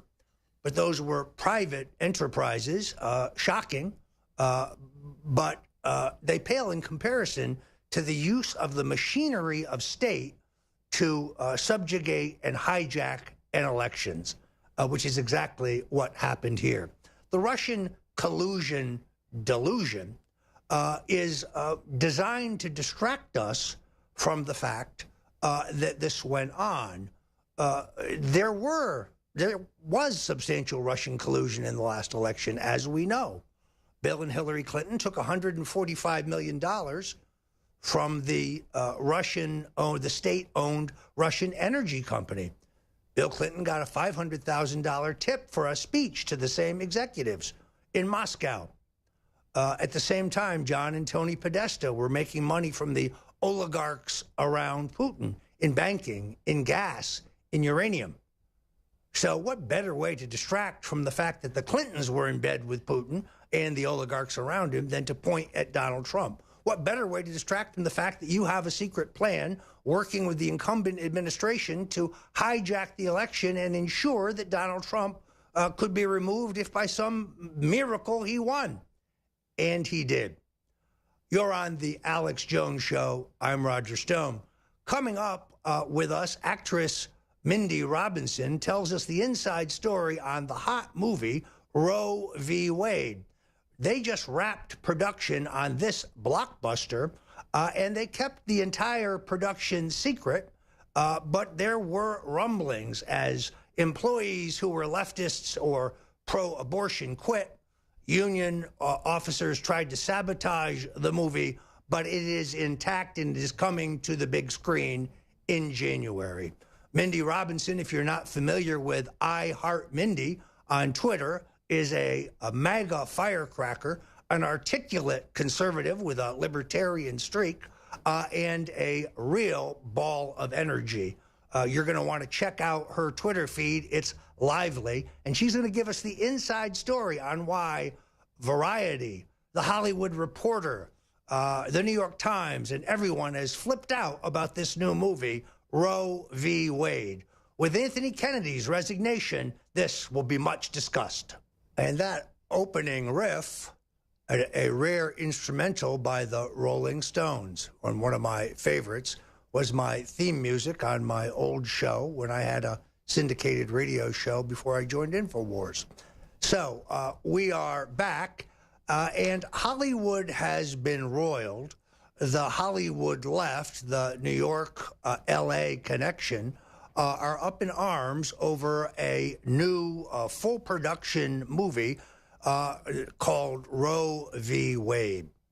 The movie, mostly shot in Louisiana, was made under deep cover with a code name 1973. And not everyone who starred in the movie knew who the other characters were. Yet, as the script was read by more and more actors, and as more and more technicians were used, word leaked out, and some angry members left the cast. The director resigned, allegedly for political reasons, because he objected to the movie's message. And Nick Loeb, who is the impresario of this entire project, stepped forward. Loeb is the dynamic young scion of the Loeb Rhodes banking family of New York. His father, the dashing Reagan ambassador to Switzerland, John L. Loeb Jr. This is a first-class production. Nick Loeb became interested in this issue when he broke up with his paramour, his fiancée, Sofia Vergara. The two of them had combined his sperm and her eggs to create embryos. He would like to bring them now. They're frozen. They're no longer together, but he sees them as life. She would like to destroy them. So they battle in court. Joining us now, Mindy Robinson, who will tell us all about why Nick Loeb has made this dynamic movie. Welcome to the Alex Jones Show. Well, thank you for having me, Roger. So that was kind of a long introduction, but if you look at these headlines, it's extraordinary how Hollywood and New York have freaked out about this movie. So tell us, what's it all about and what was it like? I still have like about a week left of filming. I'm excited. I saw a few articles. They were positive, and then the negative articles came out. And I find it kind of surprising because it's really, all it is a true story of Roe v. Wade, which everyone knows the case, but no one actually understands it. It was flimsy. Go on Wikipedia, they'll say it was a flimsy argument, probably shouldn't have been won. And that's all it is a true story. And you wouldn't think Hollywood or liberals would lose their mind over it, but knowledge is power. And I think they're afraid if people saw, it's not just a clump of cells, that it is kind of a flimsy argument, that people might rethink it altogether, especially with technology and all the modern advancements. It's been 45 years since Roe v. Wade. Why are people still having, second trimester abortions at all? All this stuff is easily solvable. So I think they're worried about, an educated populace changing their mind on the subject, and the people on the fence seeing what it was and how snaky it was. And the true origin of Planned Parenthood itself was basically eugenics. Yes, so I think they're absolutely. afraid of the truth. No, look, I think the message of this movie is the Roe v. Wade decision was political. Wasn't based on the law, wasn't based on their case. Their case was weak, to say the least. This tells us the backstory, as I understand it, of the politics of how this happened. And the left doesn't like this. There are actors in this movie, actors and actresses, who are pro-choice, but understand that this is a profession. But tell us some of the stars of this production, if you can. Well, obviously we have Nick, and he's been absolutely great. Once you see how his character evolves, you kind of understand the story so much better. I don't think a lot of people realize how many people that are really in this movie, the proponents of abortion, later changed their stance. You had the invention of the ultrasound, which allowed gave a face to an unborn child.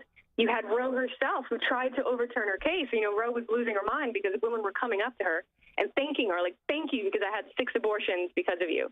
It wasn't supposed to be birth control, at whim. It was supposed to be a desperate situation. I am one of those libertarian conservatives who once thought I was pro-choice. because I didn't want the government telling a woman what she could do with her body. I thought that was her decision. I've been forced to rethink my views, as I think so many people who were pro-abortion when they were younger, but have had some time to reflect, have done. It's amazing to me the way the numbers and the polling has changed towards a more right-to-life stance. I think this is based on the technology and the fact that you can see your baby and you can see that the baby is alive. So it's an amazing thing. Who are the stars? I know there's some. Corbin Bernsen is in this movie. Steve Hoffenberg. Yeah, and obviously we've had John Voight from the beginning. He is just immense, just even in person and on film. He's just such a powerful, seasoned actor, to have, and to have people that have been vocal throughout the years. We have Stacey Dash attached. We have William Forsythe, who I love, who is a sweetheart. We've got Steve Guttenberg. I mean, the IMDb, you just go down it. You have Joey Lawrence. It's like a conservative superstar cast. And then really actors that are in it for the art, too. They're not even pro-life, but, they believe the story deserves to be told. We tell stories about serial killers all the time. How can we not tell a story with a pro-life stance? It's ridiculous. Can you tell us what part you play? Who do you play in the movie? I play Ellen McCormick. She was a pro-life Democrat that ends up, later on in life, she ran for president twice. She was the first woman to run and got Secret Service protection and matched government funds. And her only, platform was pro-life because at the time it was a death knell for politicians to pick one or the other. So they wouldn't pick. And they're like, no, this isn't right. You need to pick. Are you pro-life or pro-choice? Stop dancing around it. It's an important issue. And so that's what got her as far as, what she did and stuff like that. And I'm pretty unrecognizable in the film. I won't look like my IMDb profile for sure. And she's such a strong character. And there's so much love, for saving babies and doing all the stuff. And she really brings up a lot of the good points that people aren't asking, about abortion. Why do you say pro-choice? That sounds so positive. How is that positive, So all right. It's really interesting. She's a really cool cat. All right. Well, Mindy Robinson, tell folks where they can find you on Twitter and Facebook, because your feed is always lively. I'm on Twitter at iHeartMindy. I'm on Instagram at iHeartMindy. iHeartMindy page is the Facebook. You can find me on Facebook. That's probably where all the fun happens. Red, White, and FU is my commentary show I do that's very patriotic and that kind of thing. And if anyone wants to write me, it's AmericanAFMindy at Yahoo. If you got questions, you want to know about anything, I'm a patriot. I want to see this film get made, and I want to tell a voice to the other half of America that hasn't had a voice. All right, there you go. MAGA Mindy, thank you for joining us. Thank you. I'm Roger Stone. You're on The Alex Jones Show.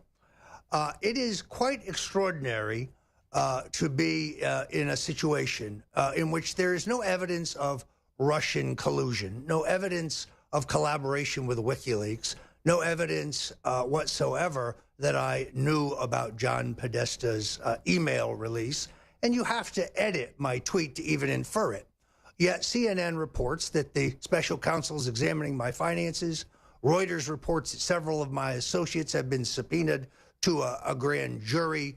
And one of my oldest associates, Andrew Miller, who left me 3 years ago to become a legal marijuana farmer in Northern California, is fighting a grand jury subpoena. Meanwhile, the government pokes through every molecule, every microscopic molecule of my personal business and political activities.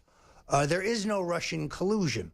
And the goal here is to either charge me with some unrelated offense to get me to testify against the president, or to silence my voice as a critic of the special counsel and the president's critics. Either way, I need your help. Please go to the StoneDefenseFund.com, StoneDefenseFund.com. I need your help. Online stories that say I'm worth $20 million are planted, probably by David Brock, to discourage donors. We won an important victory in New York when we knocked out a lawsuit by an Obama-backed group over the very issues at hand: Russian collusion, the alleged hacking of the DNC, and the other fairy tale. Now I face a lawsuit from the DNC. These are not unlike the phony lawsuits that InfoWars and Alex Jones are facing. It is lawfare, the new tactic of the left. Thank you for your support, and God bless you. Victory or death. You know, someone very profoundly once said many years ago that if fascism ever comes to America, it'll come in the name of liberalism. You're a white male! You're a white man! If you are receiving this transmission, you are the resistance. InfoWars comes to mind. Alex Jones. Alex Jones. Alex Jones. There's a lot of controversy around this network about Alex Jones. Google is being accused of hiding negative stories about Hillary and her campaign by changing its algorithm to bury stories like the Clinton body count story. That's according to website InfoWars. It sounds like it's confirmed there are at least 2 shooters with a fully automatic weapon. Dr. Martin Luther King has been shot to death in Memphis, Tennessee. JFK was shot from the back and the front. It was almost as if it were a planned implosion. It just pancaked. They took the babies out of incubators and left the children to die on the cold floor. I think this is a national security imperative. We have clear things that we do not understand how they work, operating in areas that we can't control. UFOs. Is this global governance at last? Is it one world? The central bankers in charge. Israel claims the attack was accidental, but some former U.S. naval officers say it was on purpose. They describe the day's action as part of a continuing cover-up. Russian intelligence compiled a dossier on Mr. Trump during visits to Moscow. Russian scum! Denied everything. He called it all fake news. And he accused CNN of being fake news. This is a national emergency. If they kill Trump or remove Trump, it will cause a massive civil war in this country. This was a FEMA high-level alert. We are at war with Russia. Are you aware that Mr. Stone also stated publicly that he was in direct communication with Julian Assange and WikiLeaks? The White House and the President are citing InfoWars. They could shut us down. You're next. If you are receiving this transmission, you are the resistance. It's Alex Jones. Extendowise, the latest product from InfoWarsLife.com, fuses all the known compounds that have been proven to be good for our hearts and cardiovascular system. And listen, everybody's got a heart. Well, actually, maybe Hillary and George Soros don't, but everybody else has a heart, and this product is amazing. So, if you have a heart and you want the very best product out there that's designed to aid a healthy heart and cardiovascular system, it's Extendowise, available at InfoWarsLife.com. And like all of our products are game changers, this baby is the most souped up, awesome version the top formulators can come up with and still be affordable. It's one of the very best heart pills out there. It's Extendowise. So get some for yourself and family and friends. It's got the very best fish oil from the fjords. It's very, very pure, very, very clean, and has the EPA type that is specifically good for the heart, cardiovascular system. It's got the properly formulated type of CoQ10 and more. It is Extendowise, now available at InfoWarsLife.com.